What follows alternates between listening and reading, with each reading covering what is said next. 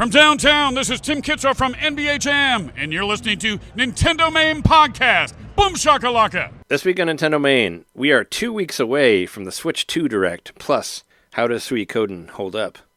Hold on a second, I need to protect the Sphenes from the lemurs. I predict the Direct will focus on Croc Legend of the Gobos.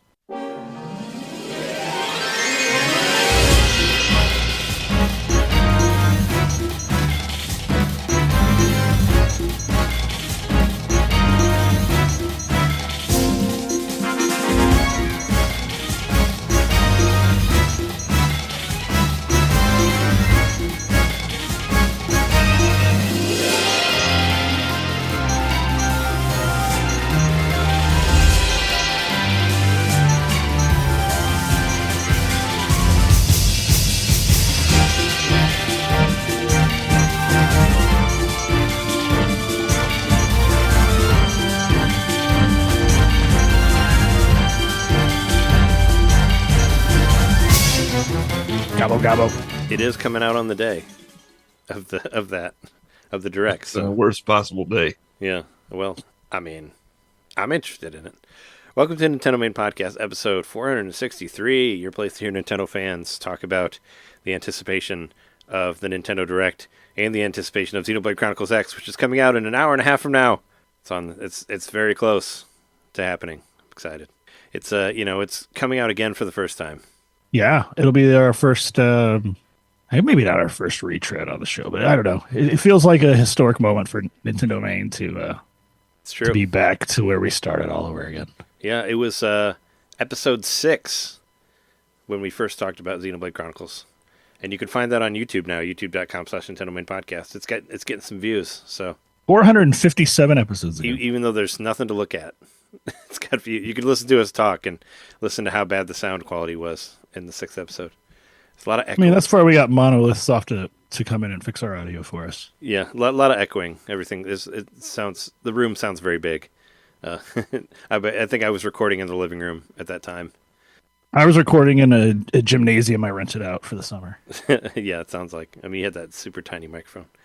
Anyway, who are we? We're your hosts. I'm Trey, 1 + 2 × 2 Johnson. I'm Jeremy Cloaca Maxima Mikowski. I'm John Lucha Boom Knitter. Lucha Boom. Anyway, let's start off the show as we normally do and talk about games that we got and games that we've been playing. I got some show and tell stuff here for the patrons, but I'll describe it in the audio way as best as I can here. So, what was it? The 16th, Sunday. Jess told me that they were going to take me out on a date somewhere that I didn't know about. It was a super secret date.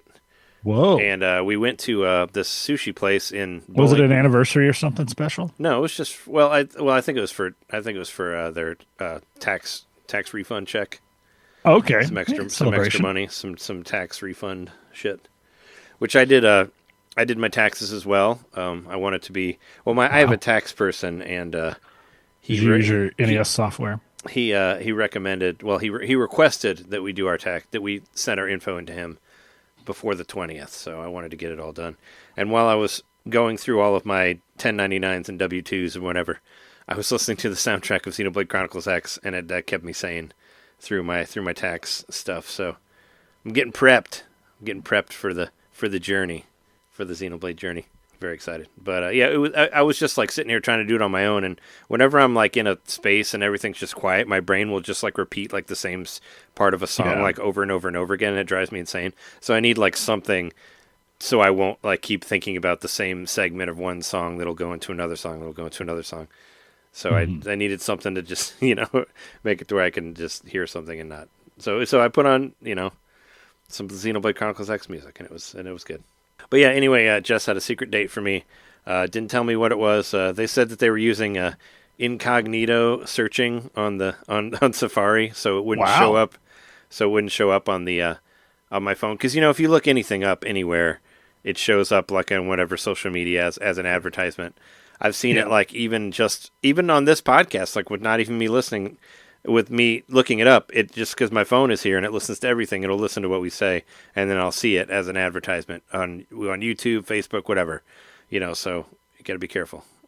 it'll show up everywhere. But I didn't know anything about it, and I just kind of went into it blind. And it turns out that we went to the sushi place called All Blue in Bolingbrook, and it's a one piece themed all you can eat sushi place. And That's amazing. It was really cool. Like I had a really good time. There were a lot of statues. It actually reminded me a lot of. That's the name of the ocean they're trying to get to, right? The All Blue. Yeah, I think Yeah. I think it's reference to somewhere they were on the ocean and whatnot. Was it a pop up or is it a permanent place? I asked Jess how long it'd been there for, and they said, well, I mean, I think the sushi place had been there for a while and had had done different things, but I think it's been the One Piece one for the past couple of years, maybe. Where they added the stuff to it. I was surprised I didn't know about it. But yeah, it reminded me of Tokyo Tower, which we went to when we were in Japan. Where they have all the One Piece statues and they have like One Piece themed food and all this stuff. And they did some of their sushi rolls were like kind of, sort of themed about One Piece and all that. But yeah, no, it was really cool. It was all you can eat for like $30 each. We drank 2 bottles of sake and had some. There was this one sushi roll that was kind of different than one I've had, just because it had like cooked tuna and salmon on top of it. Like normally most sushi is like treated, but this one was actually fully cooked, and it tasted different because of that. Like it was grilled like a pepper salmon on top. Was it like cooked all the way through, or was it like medium rare or whatever? I mean, it was cooked, but it wasn't like. I wouldn't say it was like well done, I guess. I know Jess is going to come back and be like, "Oh no, wait, it was actually the tuna was seared." But no, it was. I mean, the tuna was kind of like how I would make like because I make like where I cook the tuna and it's kind of like raw in the middle, but it's cooked on the outside. Like the ahi tuna. Like it was kind of like that, I guess. But yeah, it was but it was like pepper tuna and salmon, and they don't work pepper into a whole lot of sushi rolls, so I thought that was interesting and different. From what I could tell. I took a picture of it. I could read this description on here. But anyway, it was cool. It was a nice surprise, and I had a really good time. And One Piece. They were playing intro songs from the show, like on repeat, like the whole time. But there's enough songs on that show that, I mean, there's like 2,000 episodes. Like there's plenty of stuff to go through. Do they have the like TVs with it playing it or anything? No, that was the only thing I was upset about. They had 2 TVs and they were showing sports. They were showing basketball and golf. So I was a little disappointed that we did not have any One Piece episodes rolling while we were in there. So I wonder if they were concerned about like a licensing issue or exhibition issue. Maybe I don't know. I mean, at the point where they're already like thematically. I mean, licensing issue. They got like 10 fucking statues of the characters in there already. I mean, if it's got a licensing thing, they got a problem because they got a whole bunch of printed out pictures and frames, and it's just a Journey to the West themed restaurant, right? So, yeah. I guess I don't really know how that works. I guess like you can put up imagery of a certain property or whatever, perhaps, but you can't I don't know. I only ever see show that the episode. I really only see that for anime, and there are restaurants here in Urbana that like will have restaurants play it all. Maybe not like fully time. thematic, but they'll have like One Piece like stuff, statues and stuff. Yeah, I mean, I don't think they would have any issues with playing. Like I played movies all the time when I worked at the bar, and like most of the ramen places in Chicago play anime on the TVs, like while you're in there. And most of the ones that I've been to, like when I was where was that store? Was it in Guatemala? The Super Mario grocery store, or whatever. It was like several episodes. Oh yeah, it'd be like you think about like whoever, I don't know who would be, who owns One Piece, but they're like coming after this one restaurant in Bolingbrook. Just laying the hammer down because I don't think they care. I don't think they care about it. It was a really cool place, so we took a bunch. Nothing else, they spent a shit ton of money on licensed merch, right? The roll that we liked, it was salmon crab meat on the inside with the crunchy inside, topped with peppered tuna and pepper salmon. Oh, that sounds awesome! And green onion ponzu sauce, which I hadn't had that before either, so that was good as well. That's how like was so many the sushi? proteins. How was the sushi? Like the sushi was good. The sushi was good. Yeah, I liked it. I mean, it was an all-you-can-eat place. We haven't gone to an all-you-can-eat for a while because the Wasabi Cafe that we used to go to closed during the pandemic. They went under, so they don't exist anymore. So it's been a while since I've actually gone to an all-you-can-eat sushi place. But yeah, it was good. And we got a couple bottles of sake for like $13 each, little ones. So, Jess requested that I bought a T-shirt. They actually have all blue T-shirts there too. So they had a couple. It looks like ones it's black to me for like $30. But yeah, it's a black shirt. It says all blue on the front, but the back. It's one of those optical illusions. Has Monkey D. Luffy on there. Oh, nice. He's showing off his salmon roll. It says all blue. No, they were like 4 or 5 different ones, and this was the first one that caught my eye when I first walked into the place, so I went with this one. And it's like a Japanese shirt, so it's like 4XL, because the sizes are different in Japan than here. So I asked for a 2X, and they gave me a 4X because, unfortunately, while we were in Japan, I could not find any shirts that fit me because they only have you'll get lucky if you see Japan XLs at most of the places. So what was the neighborhood like around the restaurant? Because usually those places, I mean, it's Bolingbrook. It's a suburb, so it looks like it looks like every other town. But did it stick out like a sore thumb having this weird anime restaurant there, or were there? You can't other stuff around. You can't really tell. Like there's no One Piece stuff on the outside. It just says all blue. It just says all you can eat sushi and hibachi. Like they had, you could order hibachi and have it brought to your house. Brought to your. Actually, they did have deliveries there, so it could be brought to your house if you live by there. But no, they'll come. They'll a little fire up your grill for you. I didn't know what it was. Like I mean, we were driving and I saw like, oh, all you can eat sushi place. I was like, oh, is that it? But I didn't see. They had a big giant Monkey D. Luffy statue like in the front door. And right when we got to the door, I was like, oh, okay, well, that's interesting. And then we went in, and there were, like, statues and toys everywhere. And I was like, oh, wow, that's cool. So you can order anything off the menu, but they only serve one piece at a time. Yeah, there's, like, 5,000 people that made that joke online when I posted it. I bet. One Piece is the ultimate pirate treasure. That's what it is. I said that before in our anime episode. That's what they're looking for and what they'll never find until the last episode. I know it's called that. It's a bit too focused, but I would love to see because I haven't watched a lot of One Piece, admittedly. I mean, I binged it for a couple of weeks and then stopped, but it was not the first big arc. It was like very early on where they were, it was the pirate chefs, the chef pirate ship. And the head pirate was like this crazy chef, and they were trying to establish this restaurant in the middle of the ocean or whatever. Oh, yeah, I remember that one. And how fucking cool would that be as a One Piece restaurant where in the middle maybe of the you have people have people dress up as like pirate chefs and be really like crass with the way they talk and stuff, like pirates would be. The really fun. I mean, there was a lot of really fun stuff about the Tokyo Tower, the mini amusement park that we went to in Tokyo. But there's a One Piece episode that you can only watch there.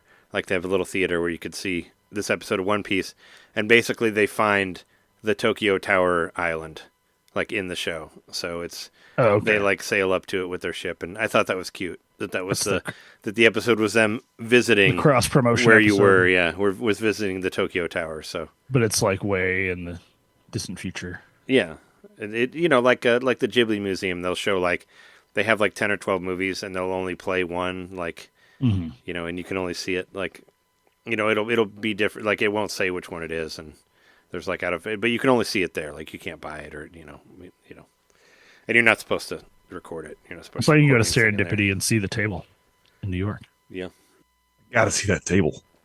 I mean, you could take a picture of it though. But yeah, anyway, all blue was fun. We had a great time there, and just to like because we were both super full. Jess was like, "This is gonna be weird, but do you want to just go to Walmart and just like walk around a little bit, just so we don't have to drive, like because it was like 40 minutes away because it's south of us." And just so we don't have to drive, and I'm like, okay, yeah, sure, we'll walk around Walmart. So we got some stuff there, and I bought some toys that I found. I bought some video game toys. I found this Metroid toy here. What? I'm sure you've seen it. I don't know if you can just straight buy a Metroid toy. I didn't know they made those. Yeah, it's Samus.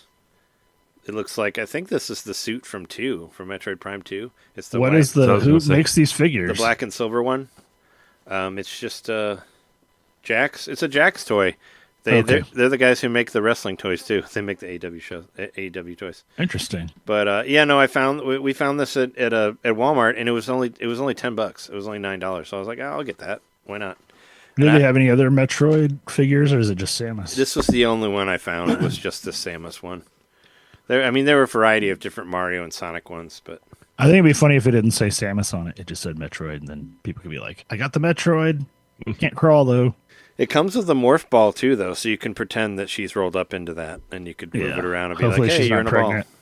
With like if she was pregnant and she turned into the ball, like Then the ball would, then the reading baby about would that. also turn into a ball. That's how that works. the baby would just turn into a ball. I also got this just because I've never seen a Streets of Rage toy before in the world. Axel. So I There bought it is. So I bought a toy of Axel from Streets of Rage. That's cool. Also for $9. He's doing the, what is it? Burning up art. Is that what he says when he does it? I like the Is this packaging. uppercut? That's really cool. That looks like it's from the 90s.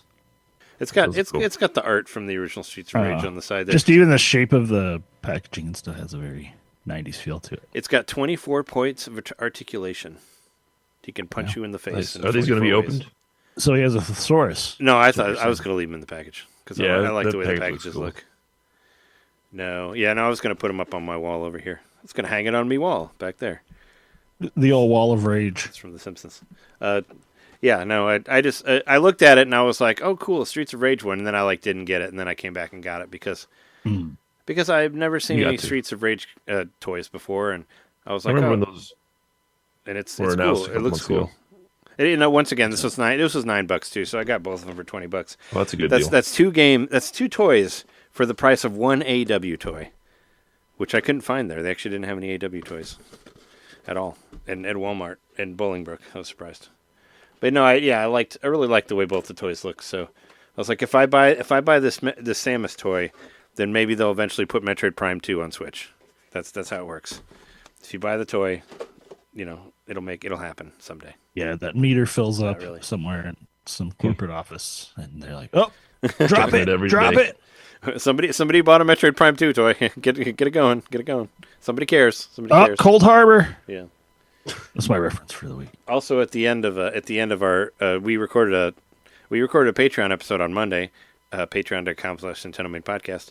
After we were done, I was just looking at this Pokemon box that I've had here for weeks, and I was like, I should put that together. So I put him together. I put Rowlet together. There he is. It's a Lego or something? It's like a plastic model, right? It's a model, yeah. It's not like building blocks. It's a snap model, is what it's called. But look at him; he's adorable. That is adorable. But yeah, no, Whoa, guy. it's 10 pieces. It's like 10 pieces that you snap together. I got it at Mitsuwa, the Japanese grocery store You had to go in, 10 different restaurants in to get that Arlington whole thing. Heights. And it's just a little model that you snap together, and he did actually have stickers for his eyes. So, but yeah, no, he's cool. I always wanted to put him together, and now I did. So I always thought Owl's eyes were probably just stickers, so it fits my. Rowlet's are. Confirmed. Those eyes are not what they seem. As David Lynch would tell you. Yeah, So I think that's the end of my show and tell stuff that was neat. for there. But yeah, I did that. Let's see. I bought. I Some miss the days when we would hear you open the presents, but it's okay. They need some new amiibo. There needs to be new amiibo in the world. Yeah, you're not gonna pop I'll do open Axel. No, I like the way they look I like the way they I think the look in the packaging case. is So cool. I'm just gonna hang them on the wall back there. But you'll if you look really hard on the Patreon, you can see it in the background. I put up John's the Bone Storm picture also. It's over. If you have eagle eyes, you can see that too.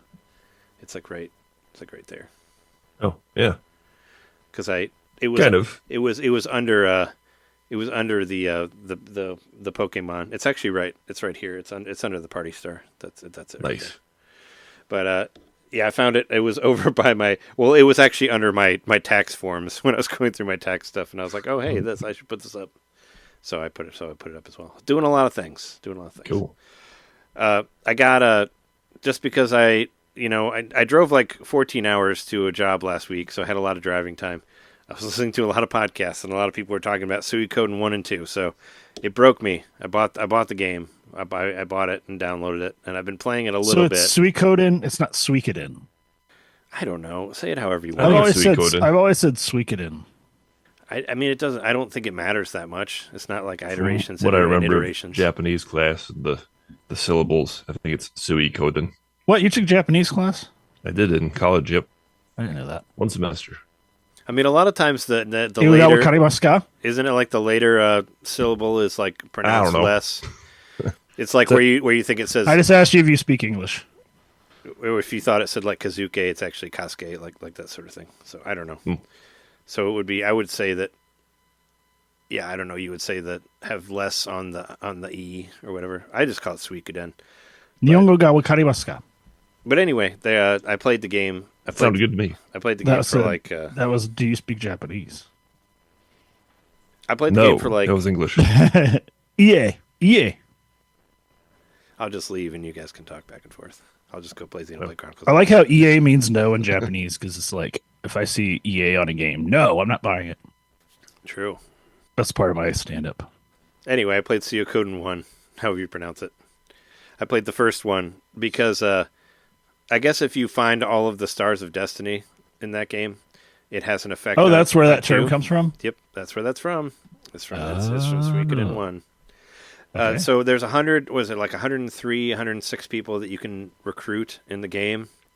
That's each party member's called a Star of Destiny? Yeah. So if you complete the Stars of Destiny, as it's called, you get to carry your character into the second game, like the main character that you created. Well, yeah, I mean, all you do is give him a name. You don't really create him. You know, he has his own face or whatever.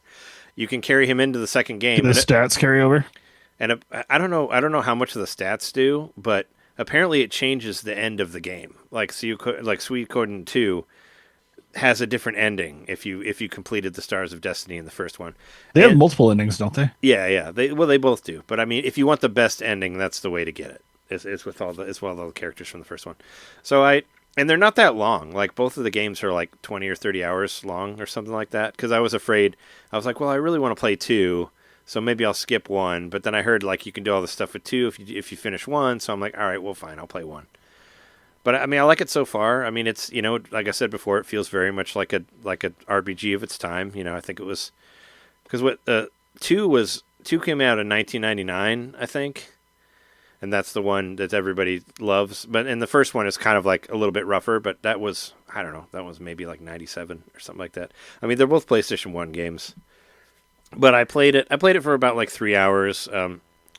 Cool things that you can't do in other games. You can have 6 party members at once. Like, how does that work? It's rare for you to do that. Wasn't there a Final Fantasy where you had 5 people? Like one of the early ones? Maybe. I mean, I think that's the most I've seen in like turn-based RPGs is like 5. 4 is is like kind of once. the cap usually. But 6, yeah, you get 3 in the front and 3 in the back, and your formation has importance. Like, obviously, if you stick somebody in the back who can't do a ranged attack, they can't attack anybody. You know, so you want to put your people with like swords and whatnot up front, and then you put your people with like who can like throw and have like throwing knives or arrows or whatever. You put them in the back, and they won't get hit because they're in the back row, like that, that sort of thing. I like party formation. That's a big thing in whatever the Persona game I played was. Yeah, so I mean, it's got that in there. From what I can tell, you don't buy new weapons. You just upgrade the weapons you have, which is like the games that you've been playing, like Ys. Like the Ys games do that. So yeah. I like that as well. Except you don't need to collect items to do it. You just pay money to do it. But in the original game, from what I heard, all the different characters that you got gave you different abilities. I guess they've kind of taken that away in the new HD version. Like in order to run, you had to recruit somebody who like taught you how to run. In order to like have a map, you have to like recruit somebody who has a map. Like, I guess at one point in the game, there's a castle, and you recruit people like to be on your team to do things at the castle, like kind of like Ys 8, you know, where you're recruiting people to have different abilities, like you're recruiting blacksmiths. Or an important one is you recruit somebody who can like appraise items, because you can actually find like antiques in the game, and they'll show up as question mark items, and then you take them to the appraisers, and they'll tell you how much they're worth. And then you can sell them for extra money, you know, if you get them appraised or whatnot. So I thought that was an interesting thing, because you don't really see that in other games. But it's it's kind of it seems a little tropey, but I like it so far. It's like, you know, the main character is a nepo baby of the Empire. You know, he's like the child of the head of the Imperial Army, and he gets betrayed and finds himself with the rebel army and chooses to go against the Empire, like all that fun stuff. But a lot of it is like Kane in Final Fantasy IV. Sure, I mean, a lot of it is like, you know, the underdogs going against the Empire, and that's a game that fits pretty well for the political climate that we're in right now. So there you go. So it does feel nice in that way. I wasn't a huge fan of like the way the backgrounds look, because they kind of look a little bit like. Kind of looks a little bit mobile-like, because they changed like the sprites. They made it smoother now, you know. And I wasn't really huge on that, but after a couple hours you get used to it. It's weird because they kept like the sprite look of the characters, but they changed the backgrounds and made it like a smooth picture. So that just kind of feels a little weird to me. It's a little CD-ROM-y. I kind of wish that they would have just kept it the same. Just if you're going to make one like spritey, why don't you have the background spritey too?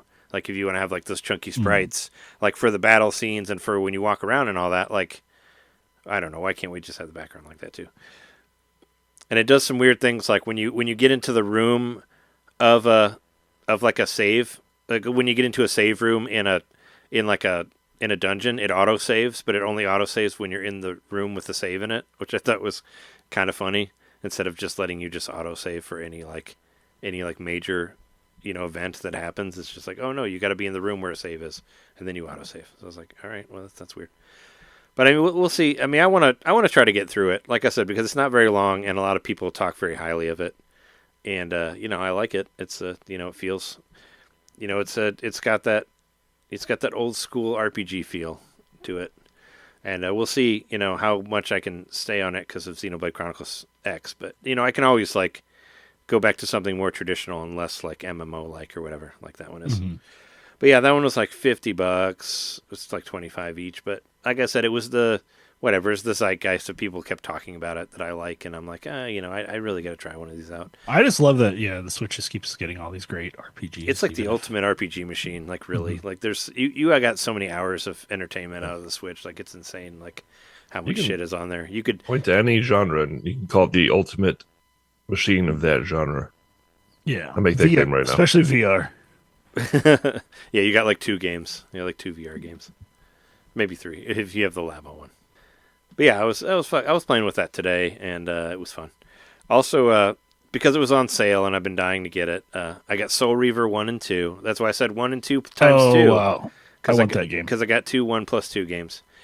Soul Reaver, what is it, like $30 normally? It's on sale. It was on sale for $23.99, and I used $4 worth of gold points, so I got it down to like $19. Oh, cool! So I was last week you got Tony Hawk 1+2.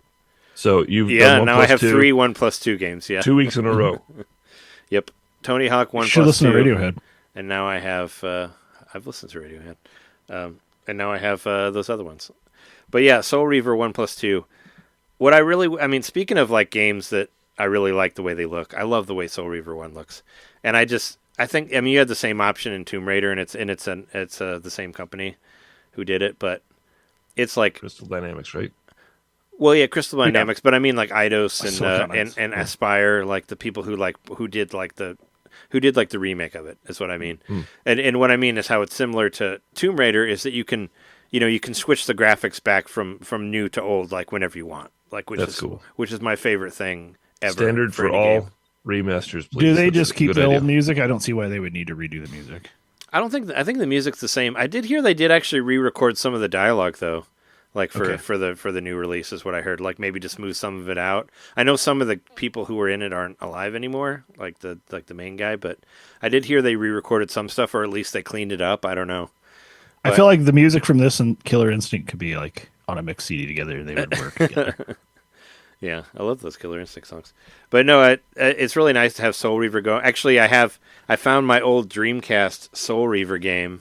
Got it right here. Oh, neat! It's actually playing behind me on the TV. So I found it. Well, I have a stack of Dreamcast games over here in the closet. So your Dreamcast is running right now? It is, yeah. It's running Soul Reaver. Better go catch it. At the moment. Well, how are you filtering out that loud noise of the disc running? It's pretty quiet. It sounds pretty quiet to me. Is it really? Yeah. It's much quieter than the 360. Wasn't that the one that was Fair taking enough. off? I mean, it sounds like a jet engine. It sounds like a Boeing about to crash. I don't even hear it right now. I mean, it's not doing anything. It's just playing the demo. Like maybe if I start it up, you can hear like it make the CD noises, but all and the CD-based sounds. systems do that. Where it's like zzz, zzz, like that.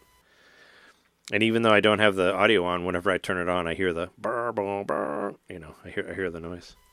It's like your heater firing up at your house. But yeah, Soul Reaver. I'm happy to have it. And yeah, I wish that Suikoden was like that too, where you could just click the right stick and you could just switch it from like the new graphics to the old graphics. I just want that to just be on everything. It's really nice to see the differences. because they added like a lot of more detail on like a lot of the bad guys in Soul Reaver, and you can tell like if you switch back to the old one, there wasn't a whole lot of detail on their faces. It kind of looked like really blurred, and now you can see like their teeth and their eyes and their mouths and all that, and it's got like blood coming out of it, and I just love the way it looks. I love the way it looked back then. I love the way it looks now, and it's if you're waiting to play those Soul Reaver games, Jeremy, just do it, man. They look cool. It's got a really cool atmosphere to it. Yeah. I like it, and I think you mentioned it before, just how unique it is in a game to where like, there's two different worlds that you go between, right? There's like the shadow world and the regular world, and when you're in the regular world, your like life slowly depletes, and you have to like kill people and steal their souls to get your life back. But also, in order to kill them, you have to like finish them in a way. You got to like throw them into the sunlight to burn them, or you got to like throw them into a spike on the wall, or you carry around a spear with you and you can like impale them with the spear. So you have to actually like finish them, water. Otherwise they'll like get back up. Yeah. Well, yeah, and water will kill you. Yeah, water will kill you as well. If you fall into it, it'll automatically take you back to the spirit world, and you got to find your way back into the regular. And then the water turns into like a real, like it's like land. It just disappears, and you're jumping around in it instead of swimming. Yeah. It's like it's kind of like it's like a filter. It's like kind of like a filter over the world that you're in. But I mean, I've been wanting this game since it came out. It was came out around Christmas, and I just didn't have money, so I was just waiting for it to go on sale just for a little bit, and it did, and I just jumped on it because I was like, I want to play that dumb game. And I've only played that one for like a couple hours too, but I just like the way it looks, and I like the atmosphere, and I like the way the characters are, and I really want to try out 2. I guess 2 it made it a little bit where you have like more weapons that you carry with yourself normally instead of like finding them in the world. I never really played 2 at all. I only played Soul Reaver on Dreamcast, and like I said before, I think Soul Reaver 2 came to GameCube. No, it was Legacy of Kain 2, not Soul Reaver. Oh, okay. It was Blood Omen. I thought it was Legacy of Kain was a PlayStation 3 game or PlayStation 2. Legacy of Kain was a PlayStation 1 game. Or I meant Legacy of Kain 2 was a PlayStation Legacy of 2. Kain 2 was PlayStation 2 and GameCube. Okay. But Soul Reaver 2 was PlayStation 2 also, but it wasn't on GameCube as far as I know. Because the only one I ever played was Blood Omen, and that was Legacy of Kain 2, which came out after Soul Reaver, I think, and then Soul Reaver 2. There's a whole right? interlocking story between the games and stuff. Yeah, because the main bad guy is the Kai, right? Is the main guy from Legacy of Kain in Soul Reaver, the one who like kills you, and Then Azrael's like an elevated angel that got banished because he grew wings or whatever. Yeah, you get like your wings ripped off, and you get thrown through a portal and all. Or I think he's a seraphim. Could be. And he gets his wings ripped off, and that's a term I heard from Dogma, the Kevin Smith Dogma movie. Yeah, wasn't that what what's his face was? Alan Rickman. Yeah. But anyway, I'm happy that I have it, and it's a cool game. And it's like if the Nan Rice novel and Buffy got combined. Sure, it does kind of feel a little bit like a Buffy thing. It does. It did remind me of your old roommate Nick and how obsessed, because he was obsessed with those games too, right? He was really into Soul Reaver. I know he's really into Buffy and Star Trek and all that fun stuff too. Yeah, and Blood Rain. But it kind of reminded me of him because I remember him being really into. Oh yeah, he when he played Soul Reaver the first time, that was like an eye-awakening moment for him with video games. I think it's a fun game. It's I'm happy to have it. Hopefully even though I did find myself already getting lost in it. And there is a map kind of, but it doesn't really help you. Like I've already kind of gotten lost a couple times because it's not really it doesn't really tell you where to go. It's you kind of just like have to just figure it out on your own. The environments are kind of sparse and environments are very repeated. They're all very similar looking, so it's kind of hard to tell like I think I went through like one part multiple times just because I didn't know what I was doing, and it's kind of like you got to remember like, oh, I didn't go through that door, but that door looks the same as all the other doors, like that sort of thing. Doesn't really make it better than the brushed up graphics. I still kind of find myself getting a little lost in it. But there are warps and stuff, there's like fast travel, which I think was in the original game. But and there is sounds of horses neighing. There is kind of a like I said, there's kind of a map, but it doesn't really, it doesn't really help at all. It kind of makes everything more confusing to me. But yeah, I played that. the Star Overdrive got a demo. I don't know if you remember that game. It was on one of the directs. It was either the it was one of the indie directs, or it was the partner showcase. It was like recent.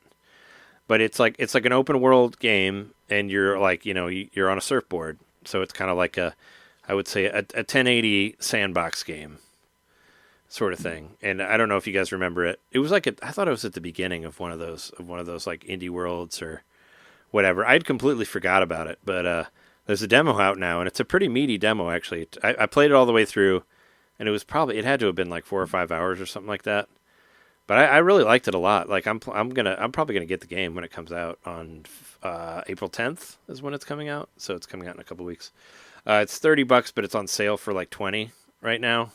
I think it's gonna be on sale until it releases, like one of those things. So I'd want to get it when it's on sale still. But yeah, you kind of you get dropped on this. You land on this planet, and this one they kind of don't really tell you anything either. It just drop you on the world. You could say it's almost 1080 meets Breath of the Wild, minus the grass. There's no grass. It's more of a sand world. Feels kind of more like Arrakis or whatever from Dune. But yeah, it's cool. You get a little hoverboard, and you can float around with that. And you there's different characters that you fight. You get a keytar. You get like a keyboard guitar that you get to fight people with. That's your weapon, is your keyboard guitar. And you find power tapes, cassette tapes. They're called power tapes. And those are basically your different abilities. So you collect there's a couple different tapes. You can find a tape.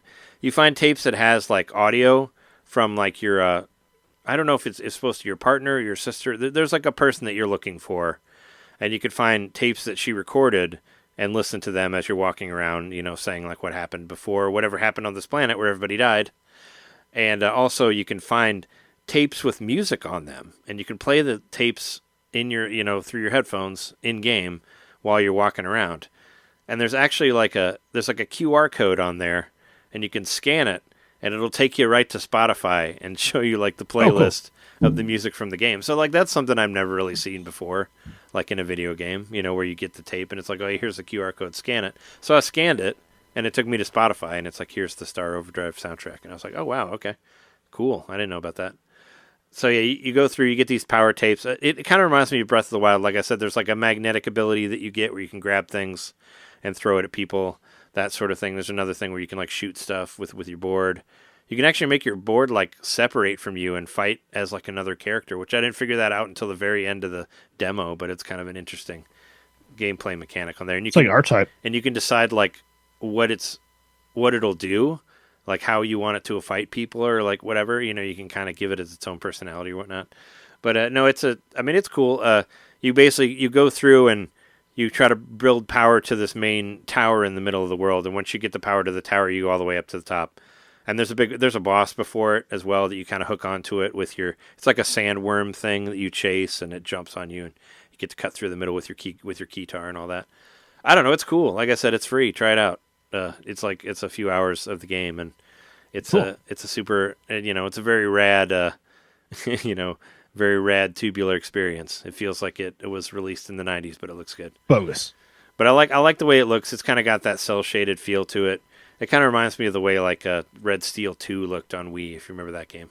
It kind of has like that sort of feel to it, which I really like that game. But it was fun to play, and I was like, I'm gonna fucking beat this game or beat this demo, and I did. So there you go. But other than that, there's something that I think we both did. You played this, right, Jeremy? The Tetris 99 Xenoblade Chronicles X. Yeah, Shauna and I both did. That was the first. What did Shauna think of the music on there? I'm curious. Did she find it annoying, or did she? She liked it. Like the, So the song that plays while you're like, just let it idle. I listened to that one like 12 times in a row because Shauna had to go switch the laundry from like the washer to the dryer, and she was between matches, so I just kept listening to that song over and over again. And that's the one where it's like, what's the last line? It's like, you can change your situation by not giving in to something. I don't know, whatever. It was funny. Because the main one is like the one where it's like, da, da, da, da, da, da, all alone, da da da da da. I need a bigger gun. That's like the main song, right? Where you start it with. Yeah, that one's been stuck in my head for days. And neither of us got to the top 10. I don't think you did either. So I didn't. No, I don't know I got what to the 15. top 10 was. I think Shauna got to like the teens, and then I think my top place was like 20 or less, maybe like 19. It was not very good. I played it longer than I do most of them because I did want to try to get to top 10 because I wanted to see if the Don't Worry song was on there, the Goldmine song. But yeah, I just didn't. I didn't quite get there. But yeah, that was like the first thing when I finally got back and was able to play something. That was what I played was the Xenoblade Chronicles Tetris 99 because like I said, I'm really psyched about it. Today, while I was having lunch, I watched 3 reviews like in a row of Xeno X. I'm glad that it's finally getting its due. It's actually got some pretty good reviews. Nintendo Life gave it a 10 out of 10. Fuck yeah. And what was it? I watched Switch Up's review and IGN's review as well. I'm glad that people we're finally starting to appreciate the classics here, or the great games, the Xenoblade Chronicles games. What did the other two give it? IGN and Switch Up. IGN gave it a 9 out of 10, and I think Switch Up gave it like an 80% or something like that. So Scores. But I think I put it on the Slack, but it got solid scores all around. I don't think anybody gave it the low score. But I mean, from what I can tell, they've really done a lot to kind of streamline it since the Wii U one. Most importantly, because I've tried my hardest to beat the Wii U one, and I was stuck because whatever you call it, what do you call it? It's not intimacy level. It's something like like how you have to be a certain level with the characters. Oh, affinity. Affinity, yeah. There you go. Not intimacy.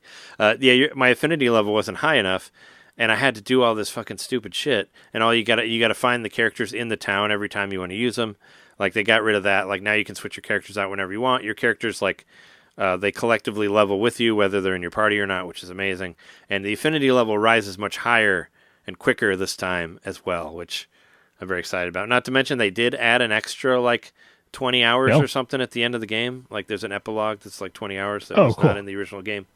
So there is extra stuff, and there's extra characters as well, and extra character missions, and new skills that were not in the original one. All sorts of fun shit. So I'm very excited to try it out in an hour from now when it comes out. But yeah, That's Tetris guaranteed it's coming out at midnight tonight? It's coming. Yeah, it's a Nintendo game. It's coming out at 11. That's what happens when it's I mean, it's going to be out at 11. I put money on it. Yeah, you already spent money on it. Yeah, I did. I downloaded it. Did you have anything? Well, that's my goal. I don't have anything to add to Tetris 99, but I do want to say I am going to buy Xenoblade tonight. I don't know if I'll get a chance to play it tonight, but I'll say get downloaded now. Yeah, probably will when you go on break. I'll get the download started. But it is actually half the size of the original one, which I saw that Switch Up. They were talking about how ridiculous that is. That it's like half the size of the original one, but it looks better. I think it looks amazing. It's not like whatever. It's not like PS5 level. It doesn't have fucking floaty retracts or whatever they're called. But it has But I think it looks amazing for a Switch game. I think it's one of the best looking games. I mean, considering they were the architects of a lot of the open world stuff in Breath other of the Switch Wild games, and Tears of the it Kingdom. makes sense. Yeah, and the other Xeno games, it makes sense that they would understand the hardware enough at this point. There's no loading in it at all, as well, which they pointed out on Switch Up. There's no loading that you can see whatsoever. Damn. Yeah, they thought maybe there was some loading in the tunnels in the caverns, but there's no noticeable loading. I'll be interested in the draw distance. Draw distance looked pretty good too. I didn't really see the bad the bad movement that you see in a lot of games now, where they kind of look like the stop motion background. I don't know. I mean, from what I saw from the reviews, I thought it looked nice. And I don't know if you guys saw this. The IGN actually posted the wrong footage, or they posted messed up footage of Xenoblade Chronicles X, and they actually had to take it down and put it back up again. Well, they put. I didn't know that. It was apparently something happened, like they recorded it badly, or I don't know. It was, but they apologized about it and they redid it because it made it look like the game had really bad frame rate and all that, and I think it was an issue with however they recorded it, because there's 5 minutes of just blank in the middle of the review, or whatever. Like whoever did it like didn't look at it before they uploaded it or whatever. I don't know what happened, but I saw a bunch of people complaining about it, and I tried to watch it like through a link, and it was not available. And then they reposted it later, and they're like, "Oh, sorry, we fucked up the footage, and we didn't want you to think that the game actually runs like this. We posted the correct footage this time." So I don't know what happened there, but and it had the IGN watermark. But they but they gave it they gave it a good glowing review, which is always surprising. I don't even know who reviewed it because I know like I thought they just posted the last review and update it. yeah, right. I mean, because I don't think anybody plays Xenoblade on like the main people from the show. They should get them out of there. They should. Is there anything about this game that would appeal to me? Probably not. I mean, it's a very it's a super open world RPG game, but I mean, it's definitely an action RPG, but the systems are fairly complex. Yeah, it's kind of. I mean, it's like action-y. I mean, it's kind of like a little bit. It's action, but it also does kind of have like turn-based mechanics to it because you are like choosing different attacks, like while your character's auto-attacking or whatever. I mean, I always it's thought also it had like a really interesting collision damage is not really a thing. It's like you're taking turns. You can be X amount of distance apart and still have the same accuracy and everything. Sure, yeah. And there's no fall damage. That's actually what I really liked. But I mean, I mean, it's all about going across large areas and yeah, once you get the skill, it's a beautiful open world, but all that it's cool. Yeah, the detail is probably not going to be quite what you've been spoiled by with Breath of the Wild, A and B. Maybe, I don't know. I thought it looked pretty good from what I've seen. It's a great game to go out on for Switch and for Monolith and all that from what I've seen. But next week we'll talk about it more in depth because it'll be out soon. But I could stop there. Yeah, I don't have a lot to talk about other than, I said I was going to finish Ys 8 last week, and I did. Immediately after we finished, I finished my epilogue, yeah. You were like minutes away from it. I actually watched, while I was editing you talking about Ys, I watched my recording of the end of Ys on YouTube because it's up there. And I forgot that the game crashed twice in the end of the game while I was playing it. Oh, did it? Yeah, it crashed 2 times while I was playing it. Thankfully, it auto-saves all the time, so nothing was lost, really. But I'd completely forgotten about that it crashed while I was playing it. I hope you had a whole bunch of stupid outfits, too, like I did. Like, I had the pickards on my arms, and I was wearing, like, a pirate suit with an eye patch and all this other dumb shit. Because I got, like, the deluxe version that had all the extra costumes and all that on there, so my character looked all really stupid. It was like, why did the parrot have to turn to something weird at the end? But everything else was fine. I remember you could stick these little anime characters like on your shoulders or whatever. Like you could have these little. It's like clip-on guys. It's like when you used to be able to buy the cereal boxes rather would have like the little toys that you would put on your bowl or your cup that would just like.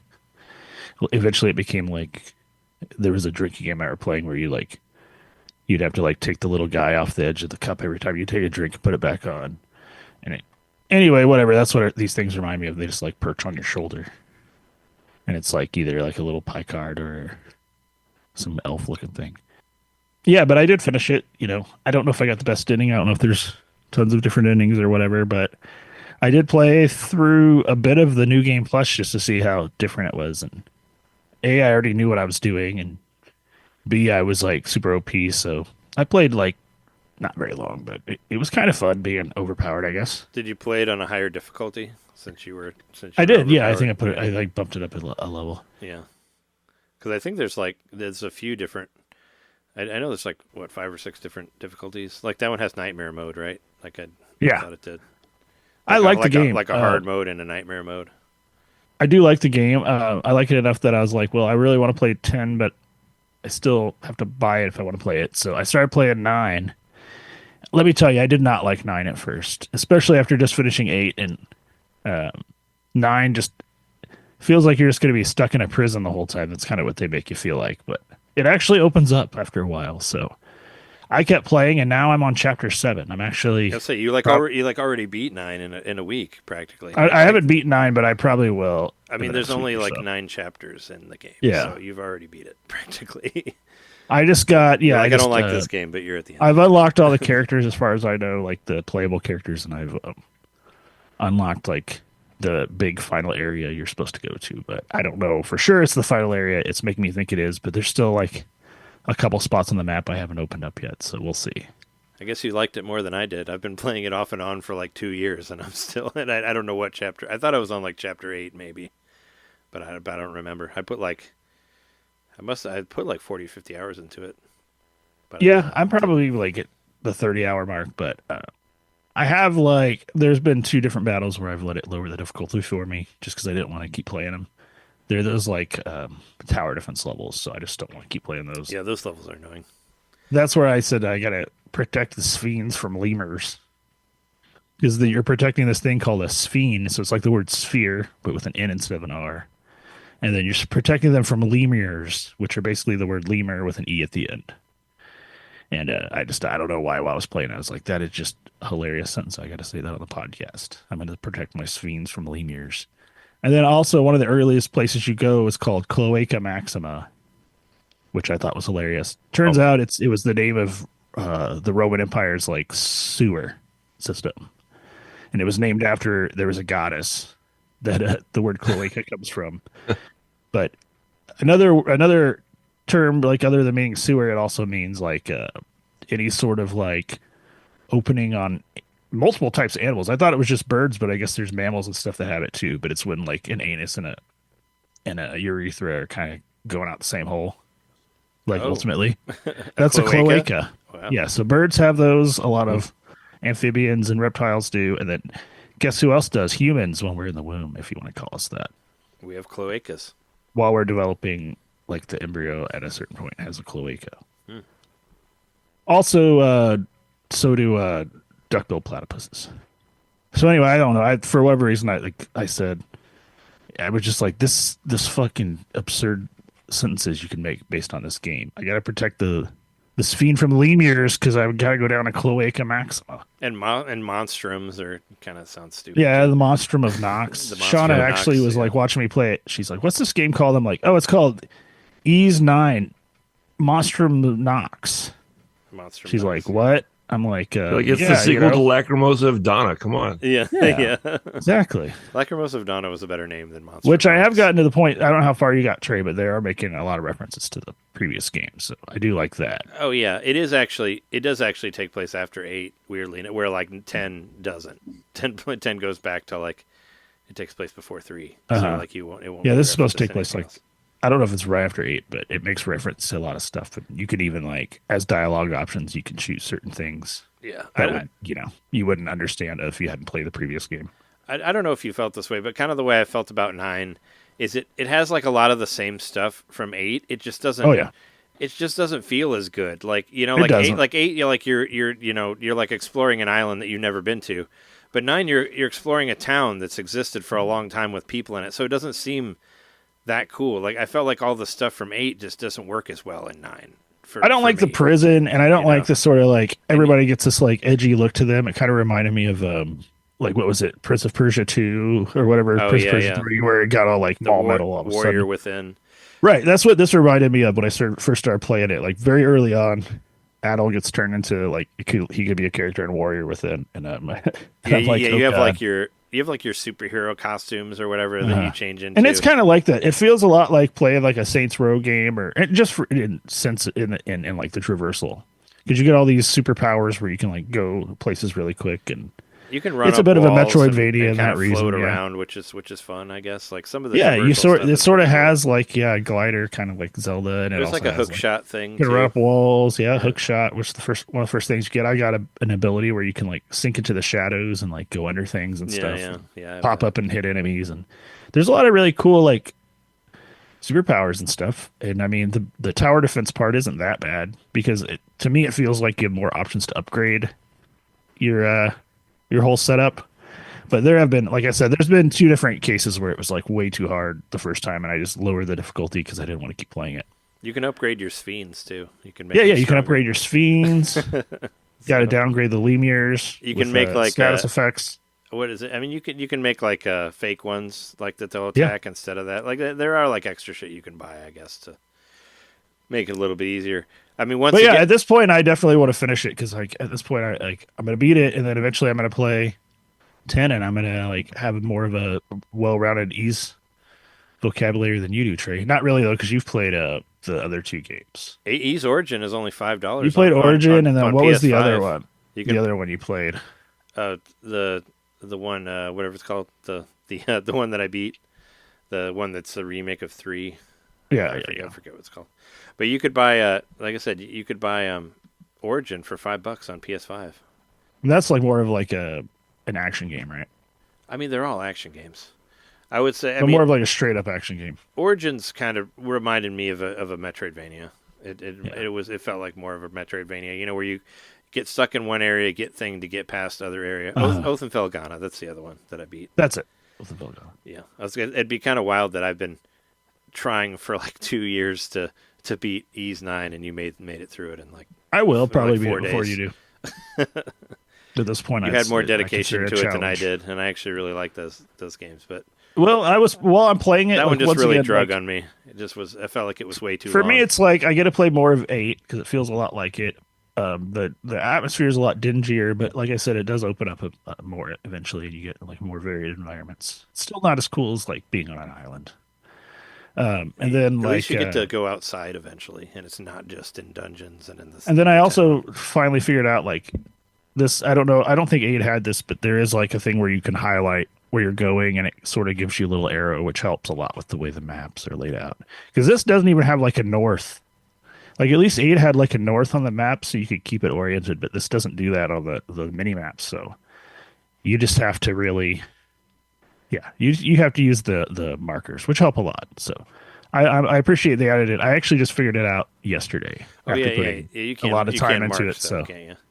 yeah, the markers help a lot. So I started doing that, and side quests are very important, and I've been knocking those out, and I've started to care about the characters. That's why I'm going to finish it. Do you have the? I mean, I'm sure you do. I'm sure they gave you the deluxe version. Do you have where you can turn all your weapons into food? Because No. that's what I did, and it was always pretty hilarious.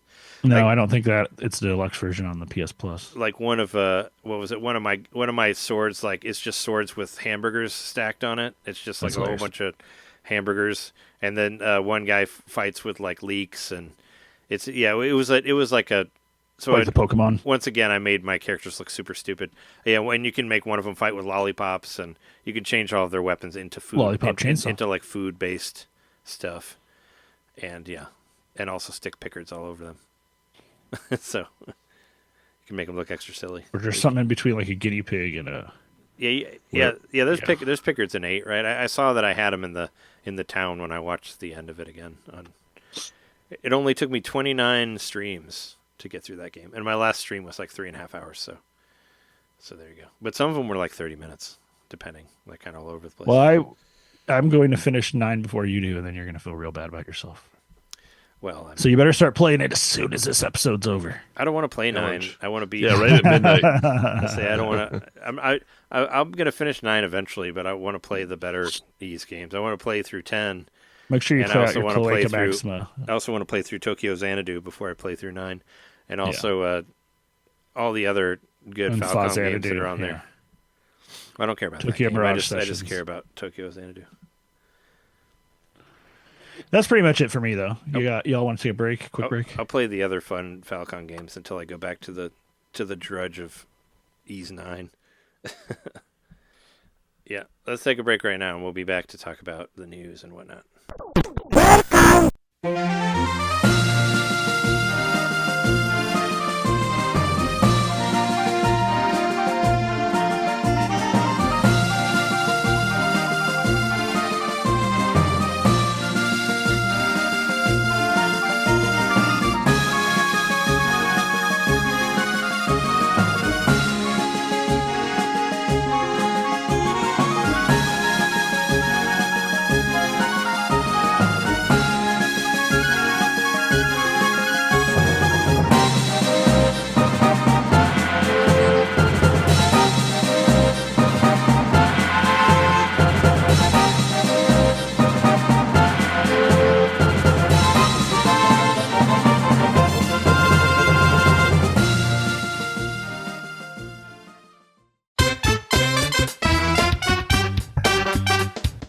Hey, you. me, Mario. Yeah, you. Subscribe to our Patreon to hear our bonus shows, which happen every month. I'm tired. Tired of all the big corporate podcasts spoon-feeding you the same old video game news on every single show? Spaghetti. Ravioli. Then expand!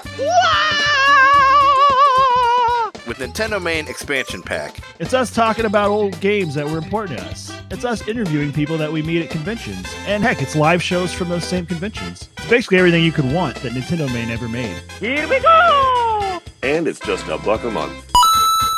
That's less than a bad indie on the eShop. It's $12 a year, which is less than Nintendo Switch Online. Thank you so much for subscribing to our Patreon and supporting NintenDomain. Just go to patreon.com/NintenDomain podcast and, hey, Mario, let go. Whoa! He's throwing us back to the show. So long, Bowser. Patreon.com/NintenDomain podcast. Game over.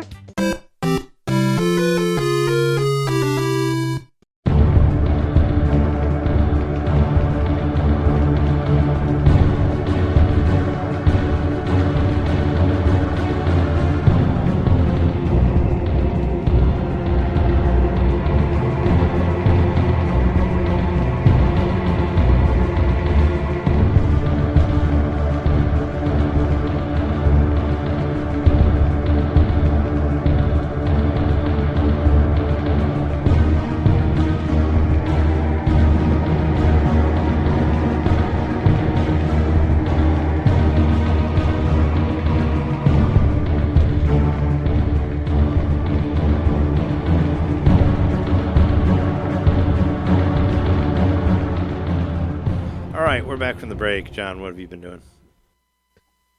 I found a rogue shadow. What's that?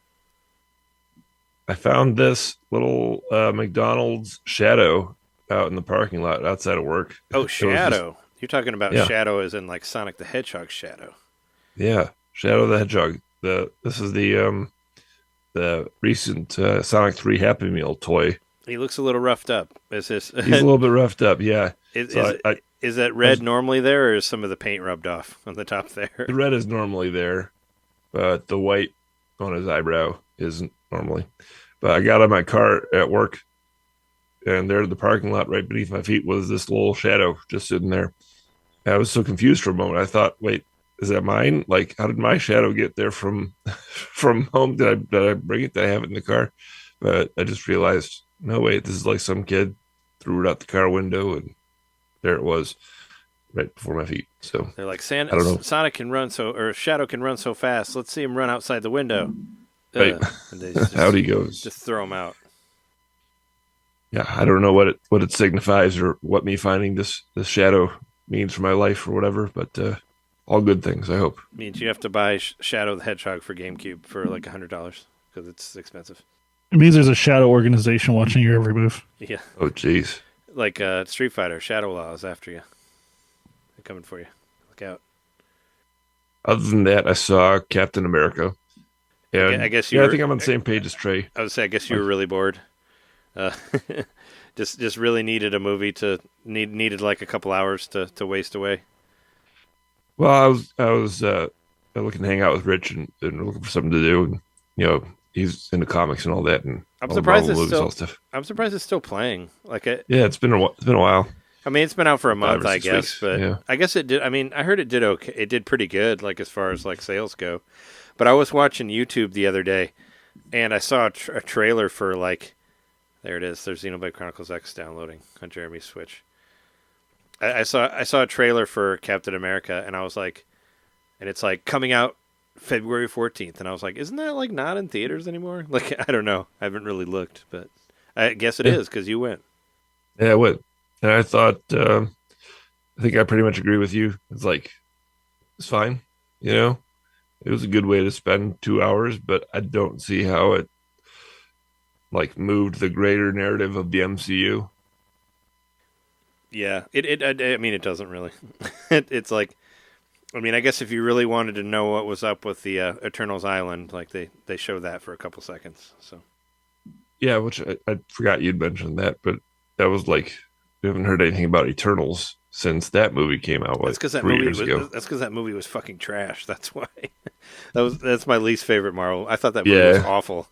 It was the most boring. Even the comic book's boring. Like I tried reading the comic like on Marvel Unlimited, and I couldn't even make it through like a single issue. I just don't care about the character. I think all the characters are kind of lame.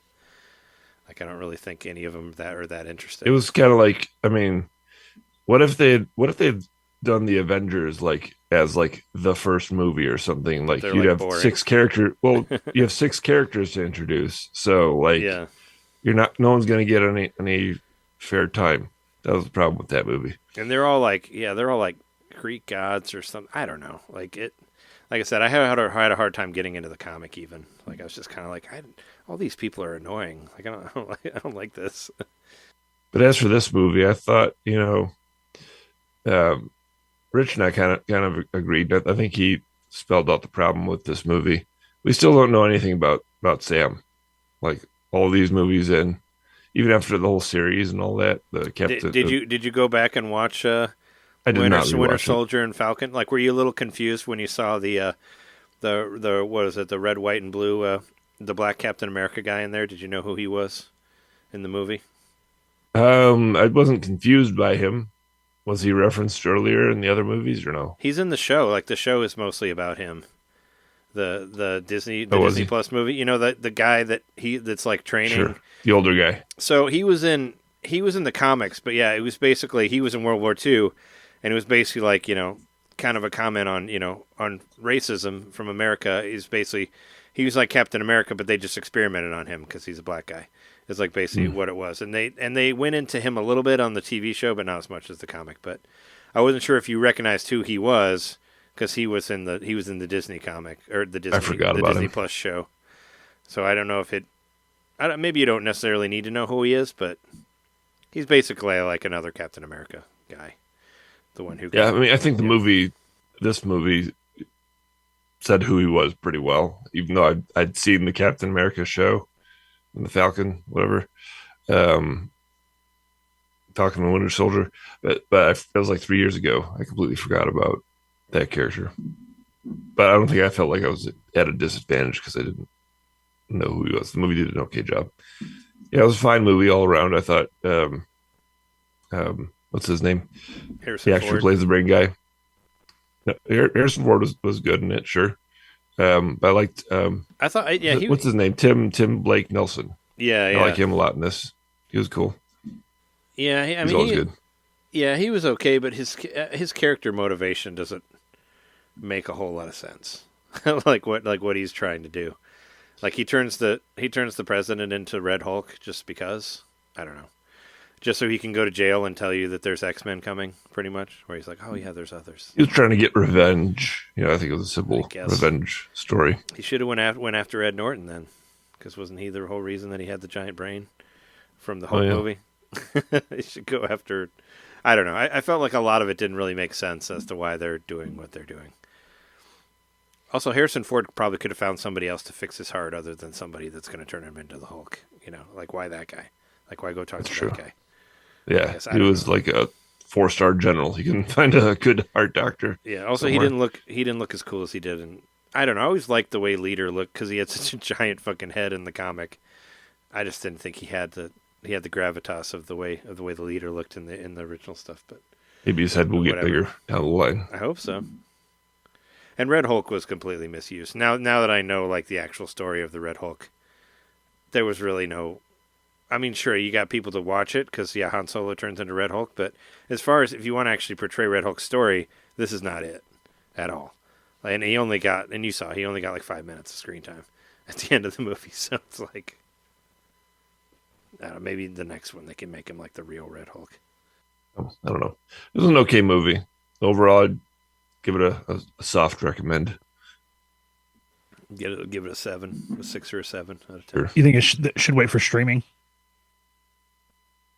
No rush to see it in theaters. Yeah. No sort of like the zeitgeist isn't going to spoil it too bad for me. Well, they already No. they already spoiled the end of it. Like I said, if you've seen any Right there trailer in the for it, ads, they yeah. already. I already thought that They showed you Hulk the could end of only it. exist in secondary characters, or damn it, secondary colors. I read it. Yeah. I mean, I didn't even know. Well, I remember when Hulk. I mean, Red Hulk came out around. I think it was around when that first Edward Norton Hulk movie happened, like the comic did. And I thought that Red Hulk was just like an angry version of regular Hulk. Like, I think of Bruce Banner, I think he read a lot, but like I don't think of the Hulk as being read, like well read. Well, I think of him as being gray because that's what he originally was. Yeah, because it was there weren't colors back then. No, they just wanted him to be gray, but it didn't Those pop. are It colors didn't were pop enough, so they made him green. Yeah, But there is a gray Hulk also that has a different persona when he switches. he's into called that one. Grulk. He is He's in, actually Xenoblade. he is actually Grulk. They do that for all of them. Like She-Hulk is called Shulk, and Red Hulk is called Rulk, and Gray Hulk is called Grulk. No, they do that for all of them. And then Blue Milk Hulk is called Bilk. There is actually like a blue Hulk, but it's actually a blue abomination who's called A-Bomb instead of Abomination. Anyway, it doesn't matter. But I read all this stuff in the Red Hulk comic. Well, aside from the movie, I bought a ticket to Lucha Boom, which is Rich's next wrestling event that he's putting on. Yeah, you got anybody? You got Dan Housen will be there. Yeah, Danhausen Dang. is going to be. That's pretty serious. Yep. Yeah. Rich trained Danhausen, and so yep, Danhausen's coming. And anybody who's interested, come on down May 2nd in Detroit to the Masonic Temple, or in the Lansing area on May 3rd. Yeah, tickets are like $35, and it's gonna be a lot of fun. The last one was a good time. Are they? Wait, you have What's two up? different. Wait, you have two different dates that are the same dates on here. I'm confused. Are those? I mistyped. Lansing is May 3rd. Oh, okay. So Detroit is May 2nd. So is Yep. this is the same show at different places, They're doing or is it just like a 2-night thing, but they're in two It's a different 2-night locations? 2-night thing, two different locations. Oh, There's okay. going to be two different sets of performers. Some of the performers are going to both, but Danhausen is going to be in the Detroit location. Yep. Oh, okay. Hey, Yeah, come on down if you can. I didn't know. I didn't know that there was two of them. We'll see. I don't know what's. I went to the last couple of Cinco de Mayo shows, and they're really fun. They usually sell out. I mean, you've gone to all of them, right? Or well, you've gone to. I mean, since you moved back to I've gone to a Michigan, lot I of them. felt like you went to all of Rich's things, or at least a good amount. Yeah, I've gone to a lot of them. And Lucha Boom is a little bit different from his other shows because his gig is Sanctuary. That's his company, Sanctuary Wrestling, Sanctuary Fight Club. But Lucha Boom is like a national organization that I think they do shows in New York or something too. But they contract Rich to provide talent for this show, so he brings his guys in. Oh, okay, but it's not like at his spot or whatever. No, it's not at his spot. It's actually the Masonic Temple, which is a very famous venue in Detroit. It's actually, the Masonics, I mean, I've This heard Masonic the Temple. name. Yeah, They were in Flintstones. I mean, was it? That's yeah. They're the stonecutters in The Simpsons. The stonemasons, yeah. I mean, isn't it like? Wasn't our country founded on the Masons? Pretty much, wasn't George Washington a Mason? I think so. Yep. But the Detroit Masonic Temple is the largest Masonic temple in at least the country. I think maybe the world. Very famous venue. Now it's owned by Jack White. Oh, okay. Interesting. Sounds about right. Is Rich going to be? Does Rich perform with it? Like, is he going to wrestle too at the same thing? I don't know if he's going to perform at this one. Or is he performed just at the last- managing it or whatever, or at least helping organize it? He performed at not the previous one that I went to, but the one before that. Yeah, I think I don't know if he's going to perform at this one, but it's a lot to take. It's his biggest show of the year, so I don't know. He might perform. I don't know. Yeah, I wasn't sure if he was doing wrestling stuff or if he was just putting the shows together. Yeah, he still performs. Okay. But I think I don't know. I can't say for sure. But he does say that this is his biggest show of the year, and I think he's indicating he wants to stick to more running the show for this kind of thing, for this big event. Cool. We'll see. Yeah, I don't know. Yeah, I don't know what my schedule has been. Kind of all over the place. I've been pretty busy, which is great, but hopefully it keeps steady. I hope to we'll get see. to Detroit someday. I just want to go to Detroit sometime. Yeah, come on down anytime. A good reason to do it. I'd like to go there and have time to not just work, because I've done a lot of stuff in Michigan. I want to go Most of see the time deer running around. Most of the time, I don't get to see skyscrapers. Deer. I don't know. There's like pictures you can find of like abandoned spots in Detroit where like deer are running around in like urban areas. Because they're running around my neighborhood all the time. Because I saw a lot of deer not running around in Kansas. I saw a shit ton of them dead by the road on the way there. Yeah, a whole lot of dead deer and a whole lot of fires. A whole lot of I saw 3 fires on the way to Kansas because of all the dry land.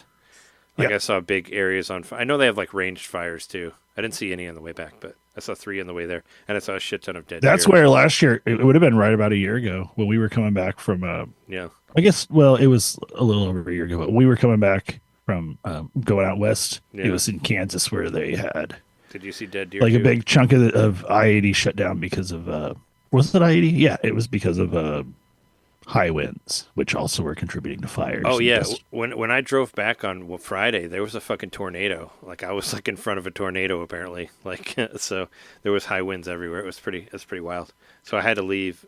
Oh yeah, we had some crazy storms Friday night. Earlier, actually, we had a tornado warning today.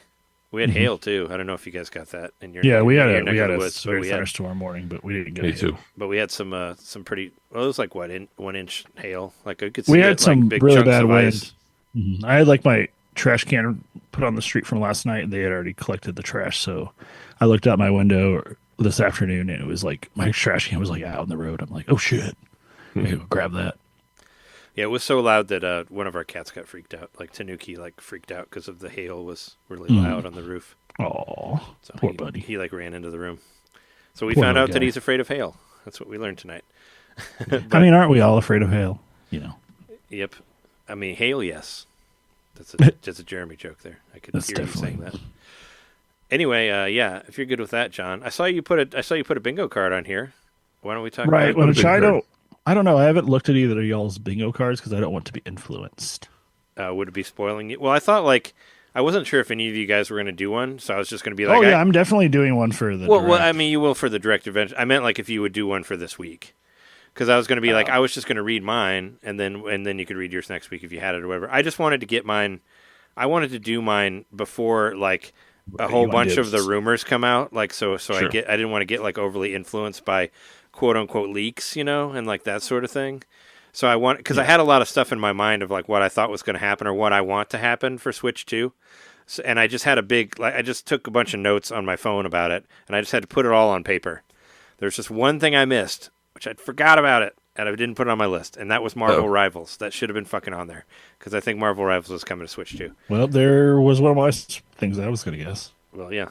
But I mean... No, it wasn't. I'm just kidding. But yeah, do you want to read your thing for... You can just cover your ears or pretend you didn't hear it, or forget it by next week. I mean, it's on here. We might as well read it, since we kind of said it was... No, I'm just kidding. All right. You want to do yours as well? Yeah. Well, I do want to do mine, but I was going to let you go first if you want. Okay. Metroid Prime 4. That's a shoe-in. I got that one on mine too. I could say that I have it if we have similar ones. Sure thing. Would you say it's a shoe-in, or would you say it's a moon boot sit? I'd say it's a ball in. Actually, if you're talking about feed, it would be high jump boots is what you get in those games. This next one's a Shenmue, which is to say this is never going to happen, but I just want to stick it on there. It might. Switch 2, I mean, they needed the graphical power of Switch 2 to put Shenmue in there, to put a Dreamcast game. They're going to have Sega Saturn virtual consoles, so it's going to be fun. I hope so. It took everybody else 20 years to catch up to full reactive eyes entertainment, so here we go, Switch 2. Nintendo Extreme Sports Game. I think, man, that this hasn't happened in Wave Race a Blue number of Storm years. 2. Come on. 1080 Any one of Avalanche 2. Or whatever. I think that Splatoon's sort of on the verge of being an extreme sport with some of its modes. Yeah, I mean, I think the sort of attitude or whatever We need would another fit 1080. right along with those other games. But I want Excite Bike, whatever, Switch Excite or something. Bots 2. Excite Switch. Fuck. Oh, hey. All right, it fucks. Yeah. They just got to let you know at the gate. Yeah. Oh my goodness. Yeah, that was what you said about Ease 8 when you text me. You never mentioned it on the podcast. I wish you would have. You're like, Ease 8 fucks. Oh yeah, It's going to be like the Nintendo seal of approval. It's just going to say it fucks instead. yeah. Yep. Kid Icarus Uprising. I think they've definitely been working on bringing this back. They've heard people talking about it. Now that they're going to possibly have mouse control, they can force another dumb control thing on it instead of just letting it be proper dual analog. That would do dual screen. Yeah, I would like it to just be proper dual analog. But if you want to make us use the mouse, sure, I'd get it and play it for that if it's like HDified or whatever. I think Sakurai's got his ear to the ground on the things that everybody is saying and wishing for, and he has enough pull at Nintendo to make that happen. He has been working on something which he has not unveiled yet, so it could very well not be a Smash Switch 2 thing. I also have that on here, Sakurai Mystery Game, which I think is probably something separate from the Kid Icarus Uprising, just because he's such a workhorse. He's probably doing that plus the Kid Icarus game. Yeah, because he did his YouTube series, but he did his YouTube series. He spent a lot of money on that. Well, he did his YouTube series like 2 years ago, and actually, while he was showing his YouTube series, he was actually working on another game. So it was like, what? So he shot all that like years ago, and then just showed it. And during the time while he was taking a break, he was doing another game. So I was like, he's wild. He's doing all sorts of shit. We're getting Mario Paint because we got a new Nintendo system with a mouse. I mean, come on, that's natural. Mario Paint, bring it back. People like it. That makes sense. I don't necessarily have that, but I do say that there'll be a specific game that just uses mouse controls, like that. It's like the mouse control game from Nintendo is what I have down on mine. Sure, and I think when I say Mario Paint, I think both. We're gonna get the old Mario Paint and a new one. I think we're gonna get both. I hope so. I do actually have Mario Paint. Just got it for me. So I have the original one. Along those lines, we're also going to get the SNES mouse. They're going to do a reissue of the SNES mouse for NSO for anybody who wants one. A Super Nintendo mouse made for the Switch 2. Possibly. Tony Hawk's Pro Skater 3 and 4 come to Switch 2. I think that will be announced here in this direct. And they're going to fix 4. They're going to make 4 and they'll right. fix 4. They heard all our complaints, and in the last couple of weeks, they just fixed it right up. It's not just us. We're not the only ones. Everybody's been complaining about that game. It's not even out yet. But mainly us. We're going to get GameCube NSO. That's actually supported by a patent discovery recently for a new controller for Switch 2, supposedly. That looks a lot like the GameCube controller. I do have that one on my bingo card, but I made it a little bit more vague. I put Melee. I put new NSO is what I did, like new Nintendo Switch Online system. Saturn. That's what I did. Yeah, Saturn, bring it out. I'll take a Saturn NSO, sure. Dreamcast.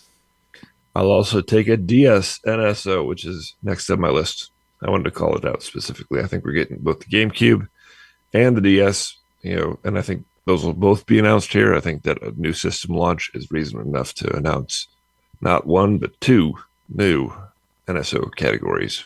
I feel like GameCube would make more sense in tandem. Like, obviously, they already did Game Boy Advance, but they would do that as its own thing and then tie it into the Game Boy Advance functionality more than I think they would tie it to. Because it was more like the Wii and the DS were the companion systems. Yeah, and you could. It's true.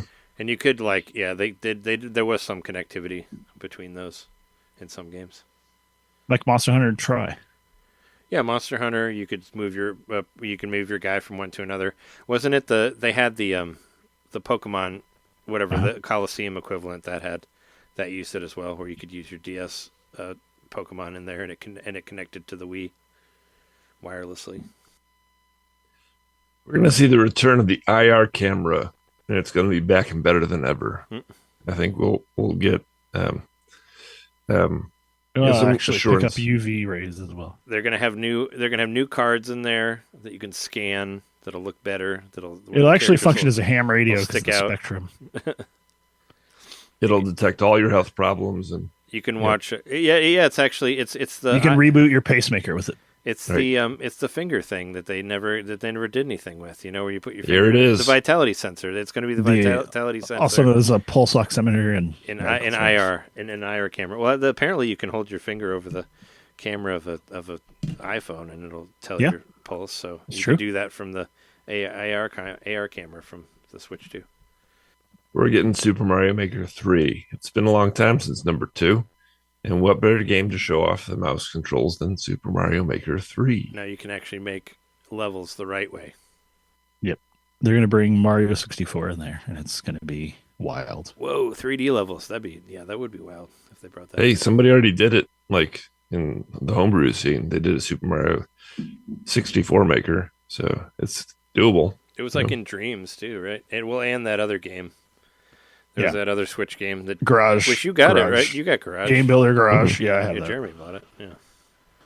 Chibi Robo, come on back. It's been too long. We love you. The Sims Legacy Collection going third party now.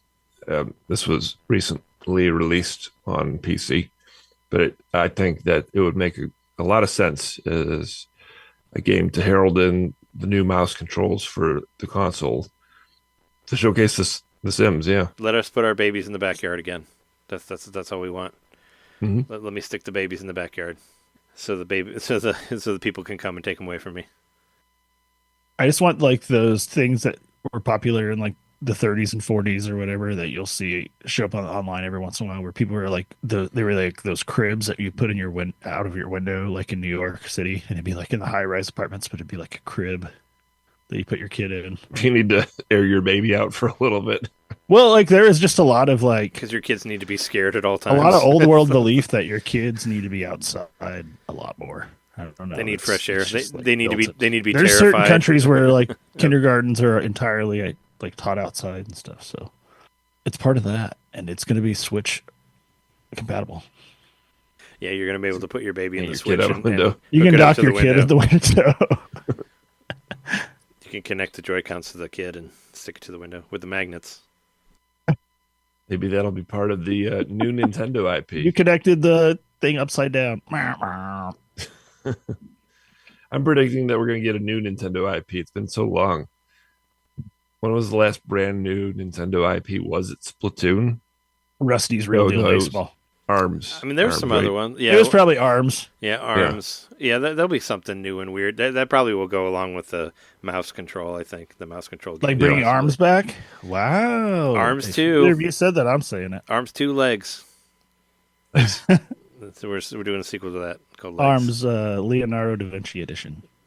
Yeah, he's got like 10 arms. Rhythm Heaven. Or like Making was a it comeback. Vishnu? Is that like the god that has all the arms? It Shiva is. and Vishnu both. Yeah. Rhythm Heaven. Yep, coming back. Please, I love Rhythm Heaven. Make a new one. It's good shit. Also coming back. Makes total sense with the mouse controls. Nintendogs. Yeah, remember those games? Because we love how dogs like to chase a mouse around. That's true. Plus cats. Well, you got to add other stuff because we did Nintendogs plus cats. Now it needs to be like Nintendogs plus cats plus birds or something like, or add some Plus other ferrets. Lizards. some new, some new stuff in there. Some other furry animal. I know Bob Mackey Plus would love it crypto if pets. you put birds in there. Baby Bigfoots and baby Bitcoin. Nintendogs Focus plus on- Bigfoot. you can take care of a Bigfoot just because. Why not? You have to Nick- rub Nick- his feet. Those feet take a lot of damage. Nintendogs and the Hendersons. This is going to be a great game. John Lithgow, he's going to come out and do it. I mean, I know he made a movie for Shudder, but he can do. You know, he's not the fucking dude from Harry Potter yet. He can come out and do this for this. He's game. going to play the character he played in Dexter. I don't know who that was. Dexter's dad? Just the worst like serial killer they had in the show, I think. Oh, I thought you were talking about Dexter's Laboratory. I was like, he was a Yeah, voice Dexter's on that. Dee. I mean, that's Yeah, every the time laboratory. every time anybody says Dexter, I always think it's Dexter's Laboratory. Yeah, I love that. They go I love that both show. ways. That was a great Good show. they're show. basically the same show. Yeah. How about a focus on social? I think that's what we're going to get a large We'll see. portion of this Ding! dedicated Well, to, I ding! think. Ding! Ding! Ding! That's on my bingo card. Also, Yep. I have a new social. We'll see. I have a new social media app because, I mean, there were rumors about that they might they might possibly be bringing like a Miiverse type thing back for Switch 2. And I thought there were some rumors about it, and I mean, I don't know, why not? I think it's amazing they were like, we're not going to do that this generation. We're going to have you post to stuff directly, and then they're like, no more. Like they were like, it's very obvious they're avoiding mainstream. They're like, you can post. Kind of seems like a pretty accurate prediction. Yeah, it's like you can post to Twitter. Oh wait, no, you can't. No, you can't. Not that it's X. It's funny that they stopped you from posting to Twitter X or whatever, but Nintendo like still has not moved on to like Blue Sky or whatever. Like they still will only post on X. It's like they hate Jack. It's like you won't let us do it, but you'll do it. Like, come on, like I don't know. Let us post to something else if you can't post it to like. It's that Saudi stake. Yeah, let us post to Blue Sky or whatever. Because I think they own part of Twitter too. They own probably a lot of Twitter actually. No, maybe. It's just not on the books. Maybe so. Yeah, no, I think that is the unspoken main thrust of the Switch 2. Like Nintendo likes to hold off on doing things until they have a big new idea. They say that all the time about their series. Like that's the reason why certain series go dormant is because they haven't had a big F-Zero. They wait for the big new idea, and they have the idea come first, and then they see, oh, wait a minute, what series that we own could apply to or whatever.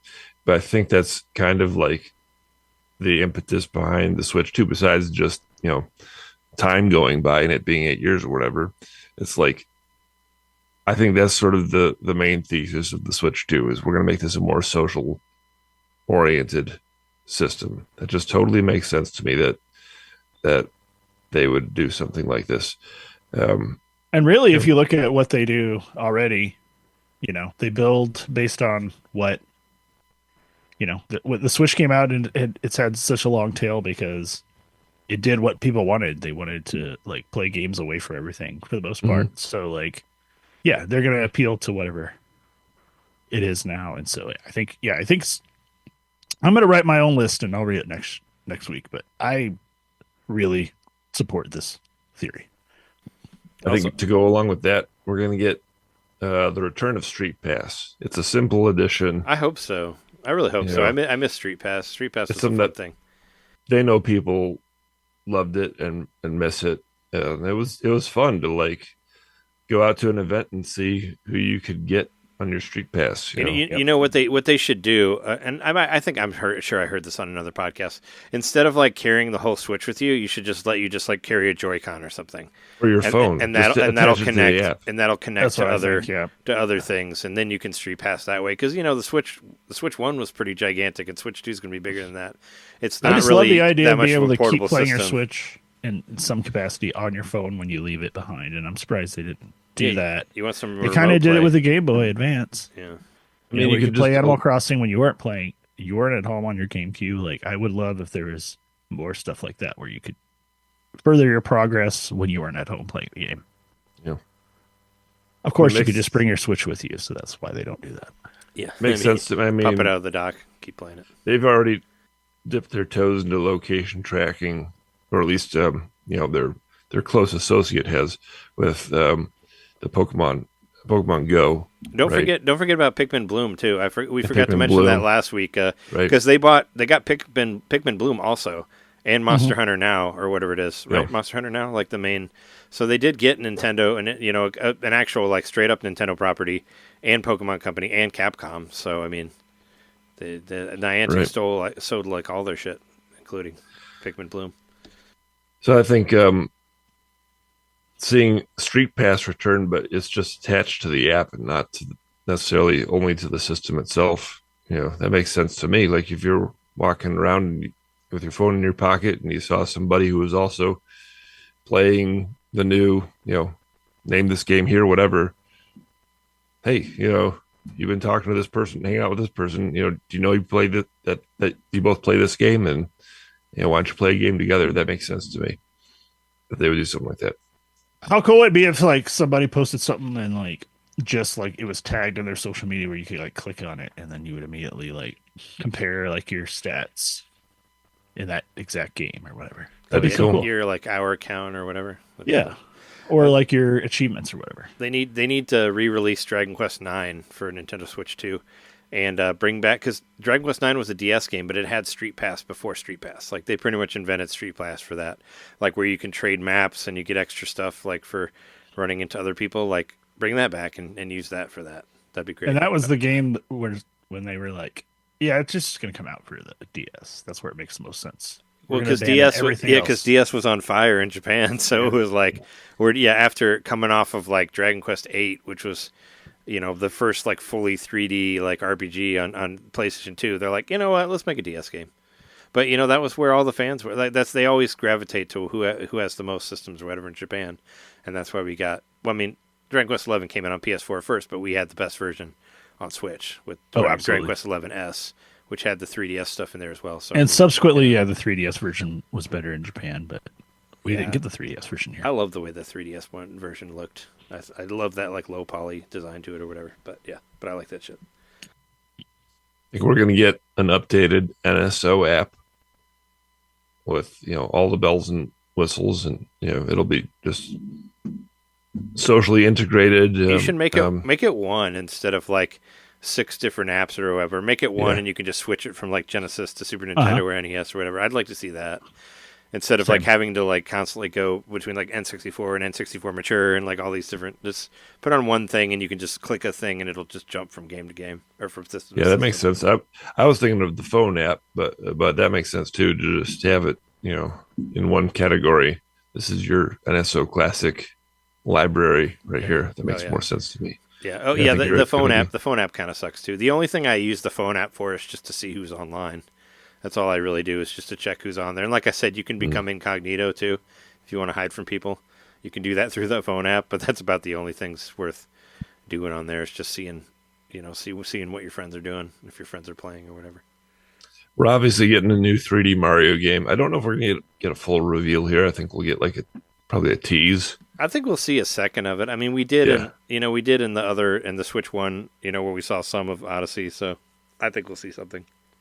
Yeah, that's a big enough game that it really warrants its own direct. That was on mine too. I think overall, I'll say this first. We're going to get a new Animal Crossing. I think that this gets announced now. It's been 5 years since the last one. Hard to believe as it is. It still feels to me like New Horizons is a relatively new game, but it's not. It's 5 years old at this point. Yeah, 5 years old, like officially, right? Because it came out.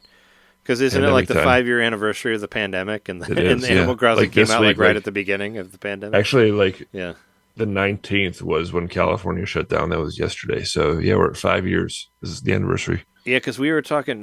Still the 19th here. Because Jess, because Jess and I were talking like about, because it was the anniversary of when they're like their play closed for the pandemic, because their play closed before I did, because I still worked a few more days on Black Ink before it went down, because I think I worked like Tuesday or Wednesday before everything completely shut down, and we went and we voted for Bernie also on that week before it all shut down. But Bernie. Yep. Yeah, and it's happening in my own life where the place I worked is like reopening. So, yeah, I'm feeling the Pandy 5-year anniversary. Yeah, myself. Yeah, Animal Crossing. I think it's an absolute lock for this direct. It was so big. It's on. Was not made to be played the way it was. No, it was not made to be like marathoned. I remember playing that game. Like that's got to be the longest I played a game in a day. It was a lot of over 12 hours in a day during the pandemic. There was a day when I woke up, I played Animal Crossing, and then I went to bed, and that was literally it. You said you passed out with the controller in your hand or whatever. I did. I woke up with the controller in my hand. I passed out with the controller in my hand. Animal Crossing's the best game to pass out like that, because because nothing will happen really. Like all you're gonna do is wake up and now you can get more fish or whatever. I remember when I was might get killed by a tarantula. You never know. Oh yeah, if you're doing that. When I was at Columbia, I was working on some student shoot or something like that. It was like around the time when Metroid Prime 2 came out, and I just really wanted to play Metroid Prime 2. And I remember I went home and I played it for like an hour, and I fell asleep with the controller in my hand. Like I had the same thing where I was just like, I'm just snoring there, and I wake up and I'm dead in the game, but whatever. But I just really wanted to play it, and I was just so exhausted. Actually, some of those Ease 8 streams, you can't see me because I'm not on the camera, but I did fall asleep a couple times because I was working on a feature when I was trying to do those streams, and I did fall asleep sometimes in some of the dungeons on there. Oh, I've fallen asleep in both of the E's 8 and 9 that I've played because like I'll just be like I'm gonna go to bed and then I'll keep playing and then I'll wake up on the couch and Oh yeah. it'll be like game over or it'll be like something playing on the TV like Mystery Science Theater or something because it goes to my Samsung app. Oh yeah. Most of the time, I just fall asleep watching wrestling now. I got two more. It's been a while since we've seen something from Way Forward. I think their last game was Luigi's Mansion, right? Am I wrong? Not Way Forward. You're thinking about a different company. Digital Eclipse. Way Forward. No, you're thinking about what is it? Next Level Games. Next level, yes. yeah. Next level. That's Yeah, what I because meant to say, Way yes. Forward, they have games out all the time. Like they They just next had level is one. what I meant to say. You're right. And I think they probably still have a lot of love for the Punch Out series. So I think they're going to put out a new Punch Out. It's been so long, 15 years.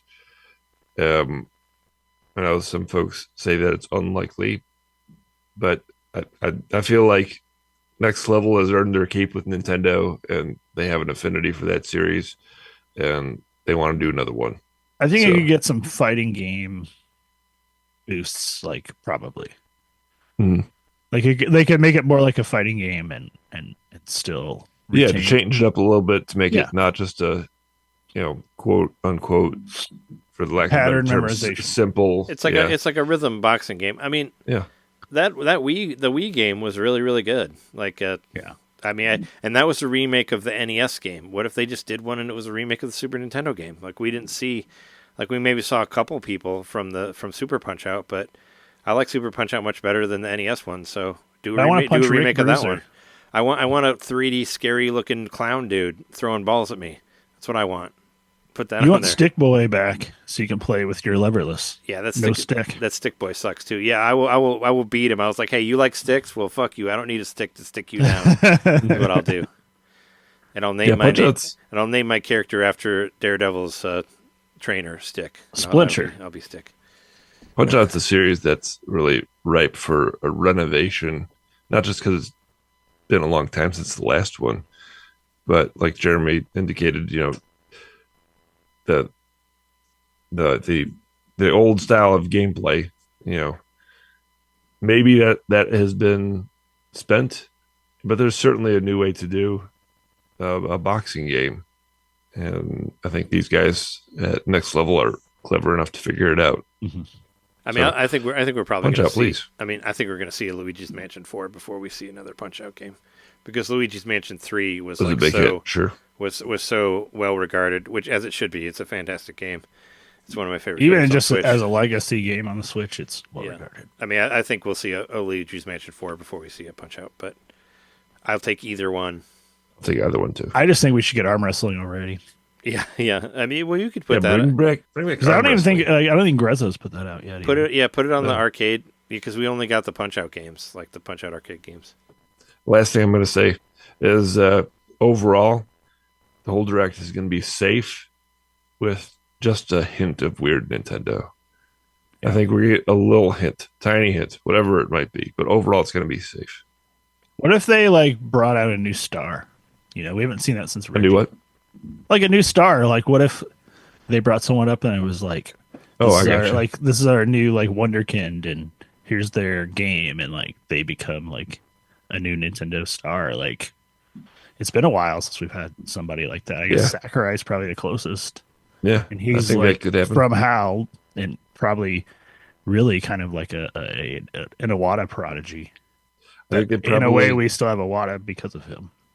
They're smart enough to know that these directs have the potential to do that, and the way Miyamoto, God bless him, is no spring chicken, and they need to start making some more people who have that kind of star power to be like, if this person is associated with a game, it's time to pay attention. Yeah, to what if it. what if Toby Fox got employed by Nintendo? I mean, I was gonna say they Made could like an always. official game I mean, speaking because of like Toby Fox has music in Smash. and Pokemon, and Yeah, Pokemon and Scarlet Pokemon. and Violet, like very good songs on there. I was gonna say, what if they brought out like a true star that actually is working behind the scenes? But I'm talking about Tetsuya Takahashi from Monolith. What you could bring him into the spotlight. He's been True. He is a star. He's a star writer, like going all the way back to Xenogears, and he even worked on fucking Chrono Trigger. Like this dude's been making amazing games like way back, since a long time ago. Like we could always bring him into the spotlight since Xenoblade Chronicles X is going to come out and do mad numbers and all that. So Yeah. he can talk. I mean, I think they're going to Go bring for Hiroshi Yamauchi back as a hologram. And there's going to be a new Go game and a new. Or they could do that with Iwata too, but please don't do that. Yeah, don't bring back dead people as holograms. If you're going to bring them back as heads in jars like Futurama. We're going to do it like that show told us. So I took a little inspiration from John here, and I did my 4 corners of hope. Is that what you called it? Like when you did So my 4 corners of hope here are Street Fighter 6 Ultimate Edition with all the new Street Fighter characters on there.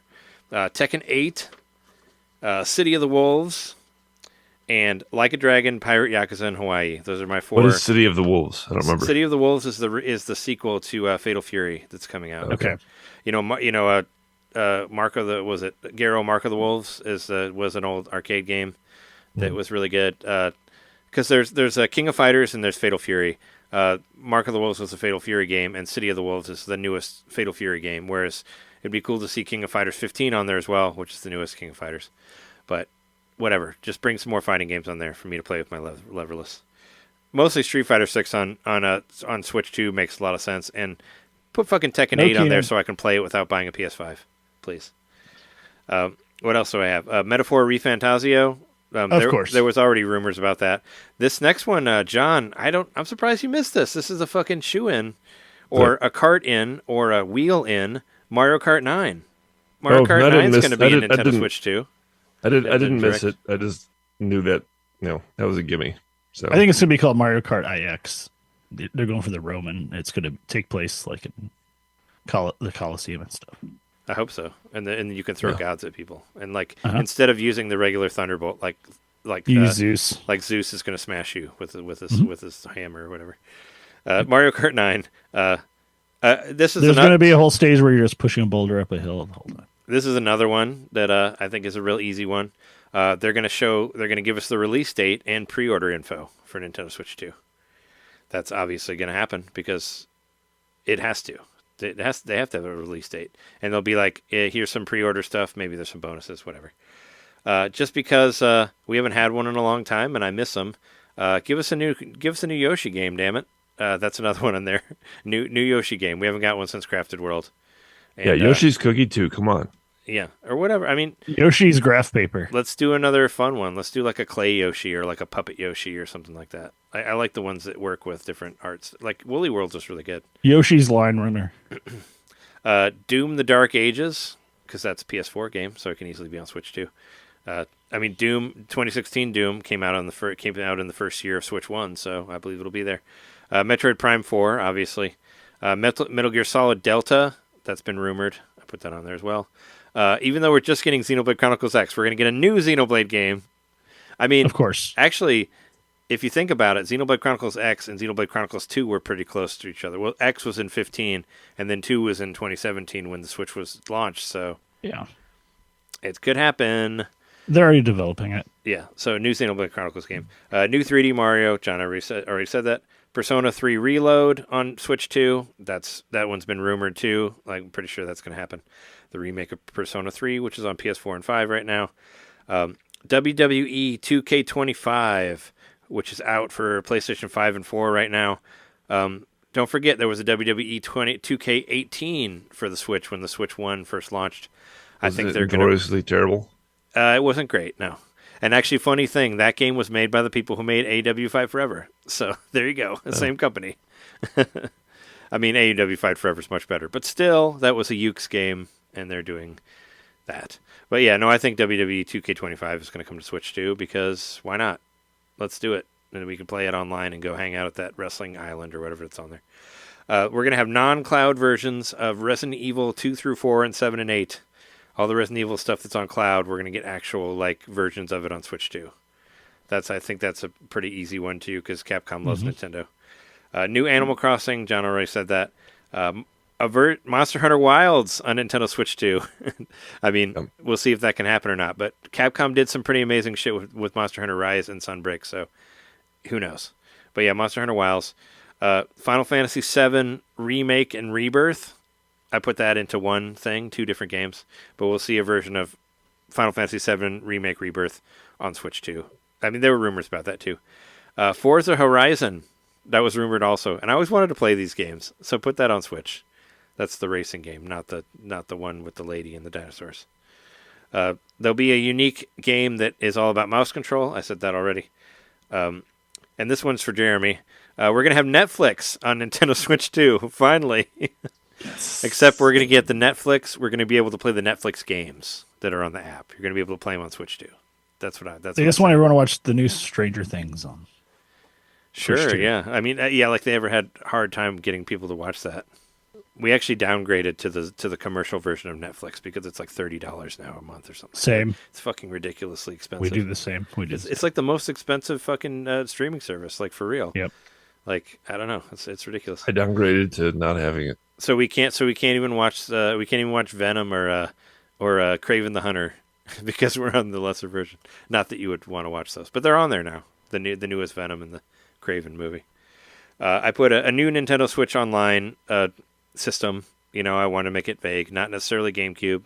I hope for GameCube, but it could be anything. I put new social media app, and that's it. That's my bingo card right there.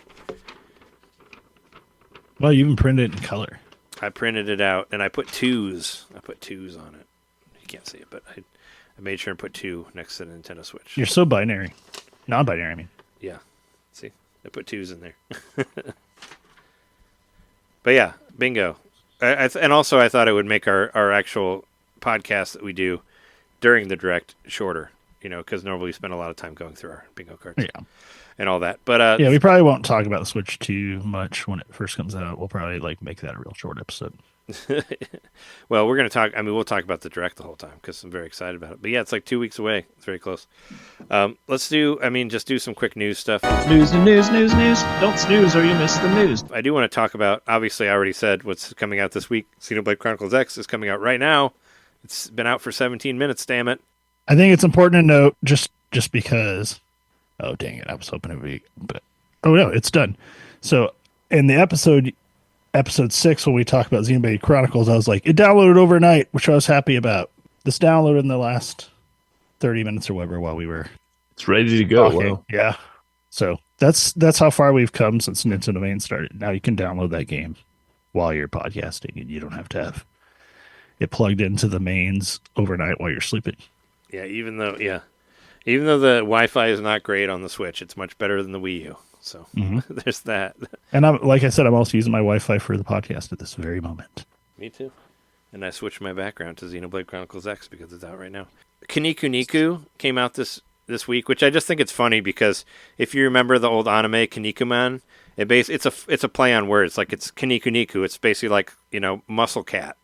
Like Niku is cat and Kuniku is muscly dude, and it's a 2D side scroller with a muscly cat, and I think it looks funny. It's like out for $17.99 right now.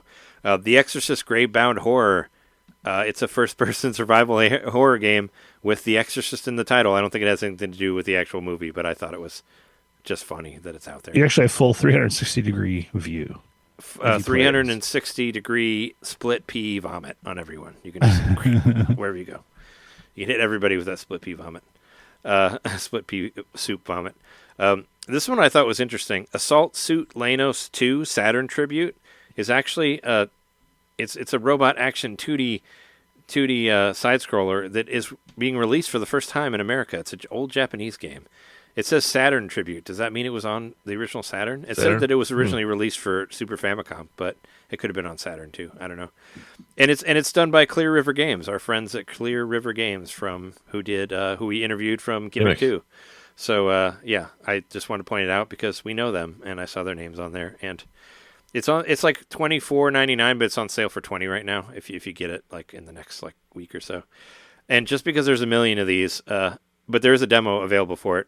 Atelier Yumiya, The Alchemist and Memories and the Envisioned Land is out now for $60. I always wanted to play these games, and they never go on sale. But there is a demo of it, and I downloaded it, and I'm going to try it at some point. It's got those anime-looking girls that go around and make magic and fight people. I remember we had Alex Arona on here from Super GG Radio, and he said that it was like he said it was like the chicken noodle soup of RPGs. Like, it felt like very calming and nice for whichever Atelier game he played whenever that came out. There's like 10 of them on Switch now, and there's a new one out now, and that's the releases for the week. I did put I saw we had some DLC stuff in here. I haven't tried it out yet, but T1000 is now available on Mortal Kombat 1. So if you want to, be T1000, you can be that. I saw somebody do a thread on Twitter where they just showed all of the fatalities with T1000, and I watched all of them just because, because he's different, because he's like a robot, and, they still like pull a skeleton out of him, but it's like a silver skeleton, and it's still like, it'll still like, kind of melt into the floor like it would, and it's just kind of cool that they did. I saw someone posted the Kiss of Death animation with T1000. It was pretty interesting. Oh yeah, I saw that one too. I mean, well, it was all like a pool of acid. And there's the one where they pull his soul out and eat it. It's like, T1000 has a soul, I guess. Sure. And I actually heard this on the fighting game podcast that I listened to, but I agree. One of his fatalities, he actually makes a machine gun out of his hand, and that actually goes against the rules of Terminator 2. They said it in that he cannot make complex machines; he can only make knives. It can't be like a projectile weapon because he'd be firing pieces of himself. Yeah. So what the fuck were you thinking? NetherRealm Studios, like, that's kind of a weird one. Cameron's on his way down there right now. Yeah, but I do. I already paid for it, so I have him on the. I actually did the download. I just haven't played it yet. And also, Madame Bo is available as a cameo character, which is kind of funny. She's like this. Who's that? She's like this little old Japanese lady, and she like destroys you with hot tea and stuff like that. And I think it's kind of hilarious that she's a background character from the story mode, but I guess she was popular enough that she's a cameo character now. So you can basically, you can call her in and she'll fight for you, like that sort of thing. It's similar. It's an assist trophy. It's similar, It's similar to like tagging people in and Marvel vs. Capcom, like that sort of thing. The cameo fighters was a big part of Mortal Kombat 1. Where you could be like, oh, I want to play as Johnny Cage, but I also want to play with Sub-Zero, so I could still freeze people even though I'm not Sub-Zero. You could do some cool like mix-up with the characters like that. And Madame Bo has some fun. And you can do fatalities with your cameos, too, and I've seen some of hers, where she burns you with super hot soup or whatever. But yeah, she's a cute little old lady that will fuck you up when you're not paying attention. We got some Nintendo music updates. Including Tetris from NES and Game Boy, Dr. Mario NES. Yeah, kind of a lame update, like, because I think they're only like 10 minutes long or something like that each, and like Xenoblade Chronicles X is coming out this week, and you have no Xenoblade contract or no Xenoblade soundtracks on your fucking app. Like, what the fuck is wrong with you? Like, just put Xenoblade Chronicles X. Like, I just don't understand. Like, just put it on there. Maybe next week. I doubt that it'll ever be on there. I really don't. I don't think they'll put it on there. It just seems like, I don't know, whatever. I just want all the Xenoblade games have really good soundtracks. Just put one of them on there, please. Like, and they're long too. Whatever. So it looks like Nintendo may have already shipped 380,000 Switch 2s.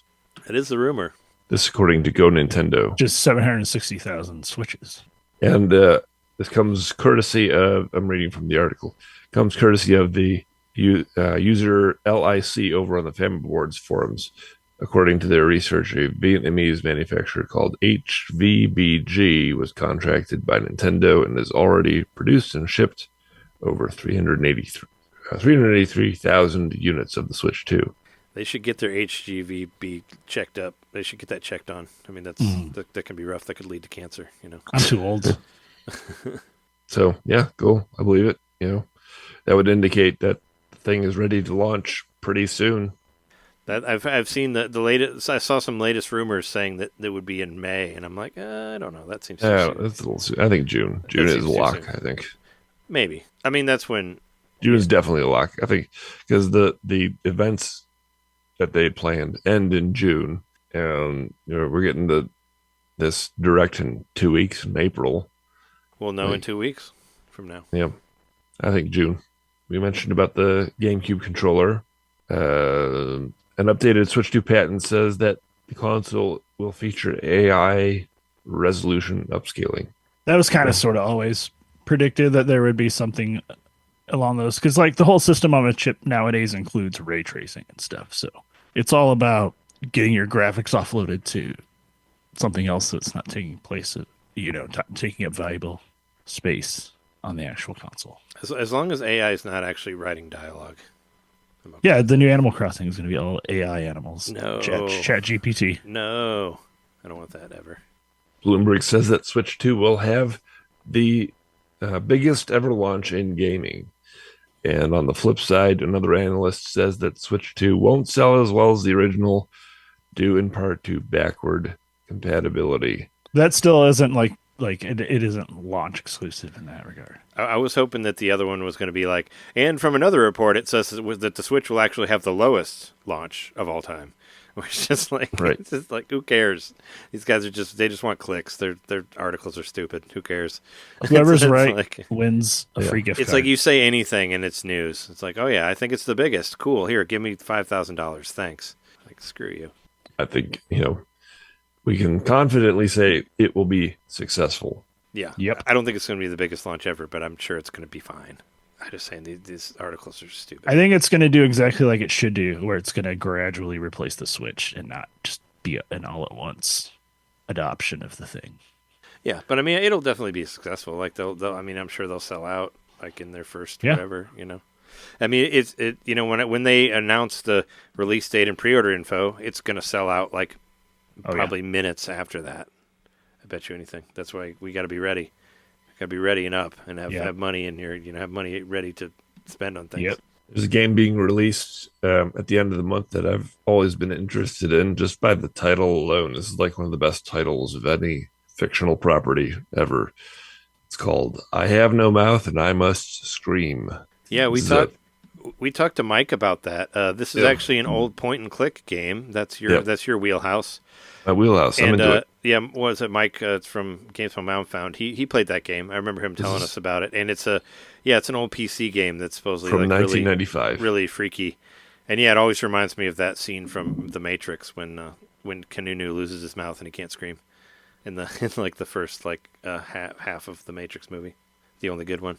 Odds of me getting this game are pretty high. This is a deep dive, right? This is a Night Dive Studios game, also, who do really, really good remakes. So A deep dive and a night dive. Yep. yeah. So I've bought almost all of their games. I didn't get The Thing yet, but I want to. I missed when it was on sale last, but I own all of their stuff on Switch, and I like their shit. Even though I really don't care that much for point and clicks, but I'll try this game out just because it's theirs. Even though I did buy their version of Blade Runner and never played it because it was point and click. We got some release dates for iRobot, the Jeff Minter reimagining of the classic Atari game, and for Croc, Legend of the Gobos. iRobot is coming out on April 17th, and then Croc is coming out on the otherwise unmentionable date of April 2nd. Yeah. The first real day of April. I'm getting Croc, totally. I actually really want to play Croc. I wear Crocs. I know you do, because they're comfortable, right? No, I really want to get Croc and Gex, so I will be the person that goes out and gets it. Goes out and gets it by clicks Blizzard the thing. base game is which reptile based game is the better. I mean, wasn't there that whole rumor about Croc originally being a Yoshi game or something like that? Like, I've always been like kind of interested. Yeah, I remember hearing that. Uh-huh. So, I mean, I like 3D platformers. It's a 3D platformer, so why not? We probably won't get any it's out now stuff on the Switch 2 Direct, because it's supposed to be for Switch 2, and Switch 2 isn't out yet, right? Right. So, other than pre-orders are available now. well, yeah, there'll be that, which I'll definitely be doing. Star Wars Hunter is getting shut down. This was this really surprised me, because it hasn't even been out for a year, even. Yeah, just dropped off the map, didn't it? I mean, but people were playing it still. Like, well, we've streamed it a little bit for our like multiplayer Monday stuff, and a lot of people were on it. But that was like right when it dropped. But and they were still adding stuff to it. They just added characters like last week, and then they're like, they announced here's some new another characters, update. and it's done. Yeah. At the same time as they announced it's being canceled, they announced another update for April 15th. I guess it wasn't successful enough to keep it going. I mean, it's a fucking free to play game. Like, I don't know. I thought it was fun enough for what it was, but it's kind of weird that they're already dropping it. Let's see what else we got. I think the big thing we would be remiss not to mention is that there will be a new Nintendo store opening in New York. San I'm just kidding. Francisco. It's in San Francisco. It's not New York. They're putting But pretty much like after I went to the New York, I think they heard the episode. They're like, we need him to like go to San Francisco. He hasn't been there yet, so that's why they're doing it. I thought you were going to say they're going to have a new one in New York, and they're going to put it across the street from that one. They're just going to be right next to each other. There'll be like two CVSs. It's going to be called like each other. The Luigi New York store or something, and they'll be competitive. Everything's like laid out in the opposite way in the store. Yeah, the sibling rivalry between. You go downstairs to go down the flagpole. It'll be called the Nintendo store. Yeah, San Francisco's a good spot for it. Makes sense to me. Putting on the West Coast in the middle of, Silicon Valley or whatever. Makes sense. Yeah. Maybe eventually they'll put one in Chicago, even though they'll probably just end up putting it in Texas, just like they did with the Switch 2 events. I'll be like, we'll put one in Dallas. They'll put it in Des Moines. Just for John. John would be happy about that. St. John. Nice. Did you watch that Street Fighter documentary, Trey? Waiting in Des Moines. No, I did not watch that yet. But I wanted to. I spent most of my time trying to catch up on wrestling because I had like 5 hours of wrestling that I missed. But okay. But have you watched any of it? It's free on Tubi. You don't got to pay anything. I don't know if you guys watch stuff on Tubi, but Tubi is a very easy place to watch stuff on. You just click on it and it plays. It's called Here Comes a New Challenger. It's a documentary on Street Fighter 2. I was interested in it. Yeah, I haven't gotten a chance to. Haven't had time to watch it yet. And there's also a new documentary series coming out on horror games, which is called Terror Bites: The Evolution of Horror Gaming. And it's going to be download only, no release date yet. But if you're into horror games and Resident Evil and all that stuff, looks like they got John Carpenter and some other heavy hitters in there. Should be interesting. Since it's download only, does that mean like you have to pay for it on YouTube? Correct. Okay. It comes to you in your dreams. I hope so. It's like the Freddy Krueger of Nightmare DLC. It'll put your head through the TV for you. And DLC stands for Dream Loaded Content. It's like, welcome to prime time, bitch. And put you through the TV. That's what it does. They put out some images of Johnny Cage, Shao Kahn, and Katana from the new Mortal Kombat 2 movie that we're all so excited for. Neat. You know what? I'm not going to see it, but the only thing that kind of makes me a little intrigued is that what's his face, Carl Urban, is doing it, and I like him. So he's Johnny Cage. He's from he was in The Boys. He was in the new Star Trek. He was in Dredd, in the Judge Dredd movie. I just like it. Like he's an actual like nerdy dude. Like I listened to an interview with him years ago about like the new Star Trek movies, and he was like one of the few people that actually knew shit about Star Trek on that set. Like he actually to the point that he actually did some. He had some say in his outfit because it referenced like the original Star Trek movie and all that. Like because he actually gave a shit about the original series and all that. So he's a cool dude, and I like him a lot. And that's cool. It makes me a little bit more intrigued to see the movie just because I like him a lot as an actor. But I still don't care because that first movie was balls. A patent revealed that the playtest that happened a couple months ago involved the creators of Splatoon. The what? You didn't hear about that? No. Remember the playtest? So. The super secretive playtest that I couldn't get onto, even though I tried to get on it like 2 days or 2 minutes after. Correct. So there was a patent that some folks found, and some names involved were people who were involved in Splatoon. So Yusuke Amano, Tsubasa Sakaguchi, Masaki Wada, and Shinya Yano are the game's inventors, whatever this game is. So might it be an update for Splatoon 4, perhaps? I don't know. Did you see any of the video footage that was online? I never watched it. No, because it basically looked like, from what I could tell of it, it looked like a world, like a city. It looked like Spider-Man, basically. Like everybody was like swinging around, like with webs and stuff, or some sort of like hook shot, sort of swingy, whatever, grappling hook type thing. So I could see that applying to Splatoon. I mean, so it could be, I don't know. Yeah, that's what I saw of it. It was like 30-second increments, but that was supposedly stuff from the game, but I don't know. This is a funny one. Indie game Blobun, that's Blobun, includes a lesbian toggle that makes its main character disappear, rendering the game unplayable. What? Yep. I don't understand. So, as a social commentary, so this is an article from Polygon, and I'm going to read from the article directly. It all started a while back. This is a quote from the developer. It all started a while back when our friend's game Buck Up and Drive, which features billboards with various fake advertisements. This is from Blowbun developer Jess, and Jess is the name of the developer. It's not a single person. That's the developer company. Jess encouraged Buck Up and Drive creator Fabio Fontes to add trans pride flags to the game's possible advertisements. Fontes not only took Jess up on their suggestion, but also included a pride toggle in his game's options. Rather than remove the LGBTQ plus content, however, he settled on turning every billboard into a pride flag. So some people were angry about it, but on the whole, everybody loved it and thought it was really funny. When it came time to make Blowbun, the new game, Jess took the toggle a step further by adding a lesbian toggle, which removed the game's gay main character Stephanie from the playing field, making even the simple early levels impossible to complete.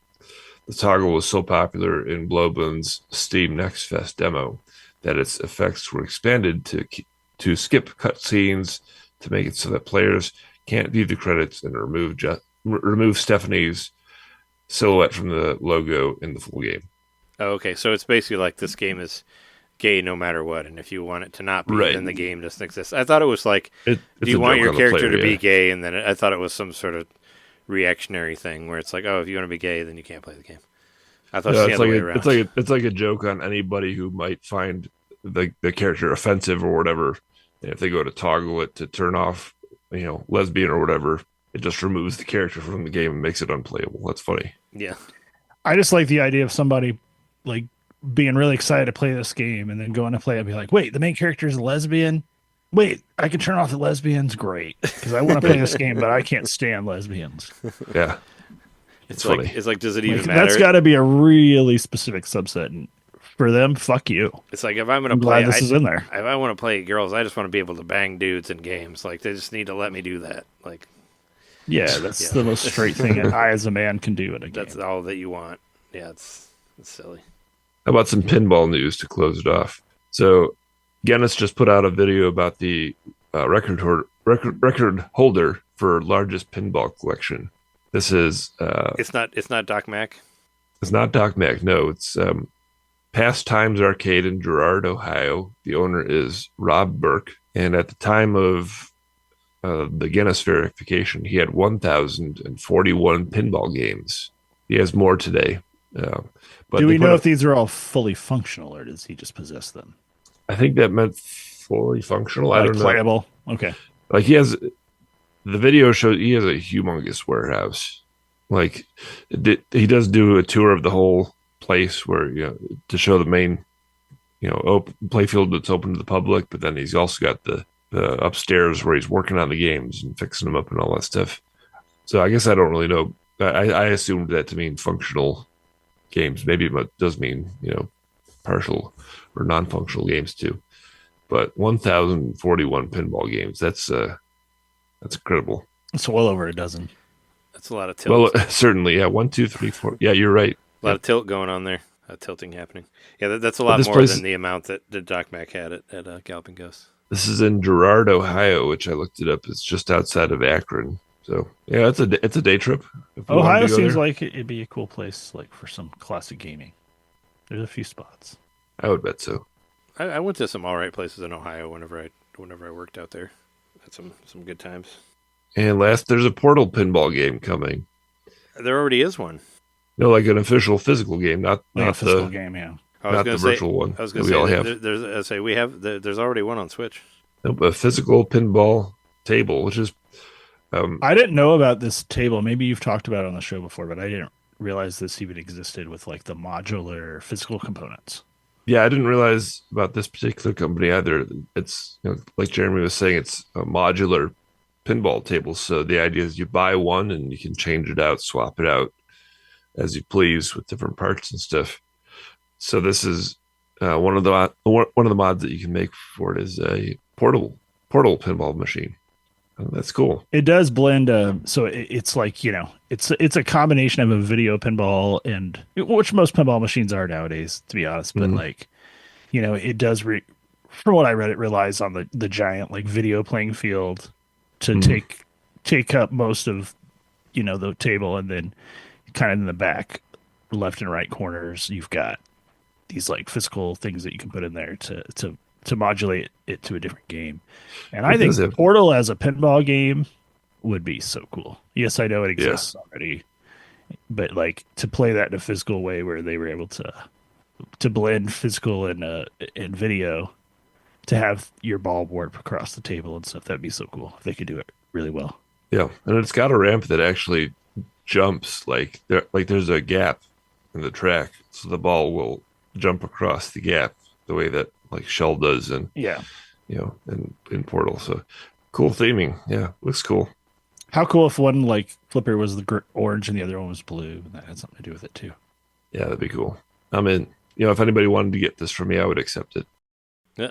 I just want to see like I want a video, which may exist. I want to watch a video of someone who owns this, and then I want to see them change out the components, because it's like I want to play Portal today, but I want to play Medieval Madness tomorrow. Like, how much of a pain in the ass is it really to switch those out? Which I also saw it was like Neo Geo Ultra Edition, where it's so expensive. Like it's like $6,000 to get the table with Portal in it already, and then you're going to spend like $2,000 or $3,000 to just get the modules for whatever you already have.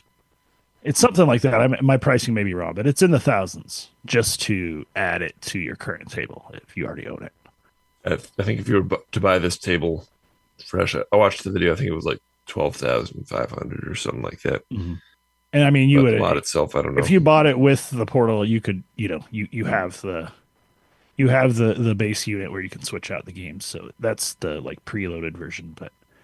I got the number right here. So for new, there should be one that comes with everything. You should just there should be a subscription fee like at this point, like where you could rent them or something, because that'd be a good idea. It's so expensive.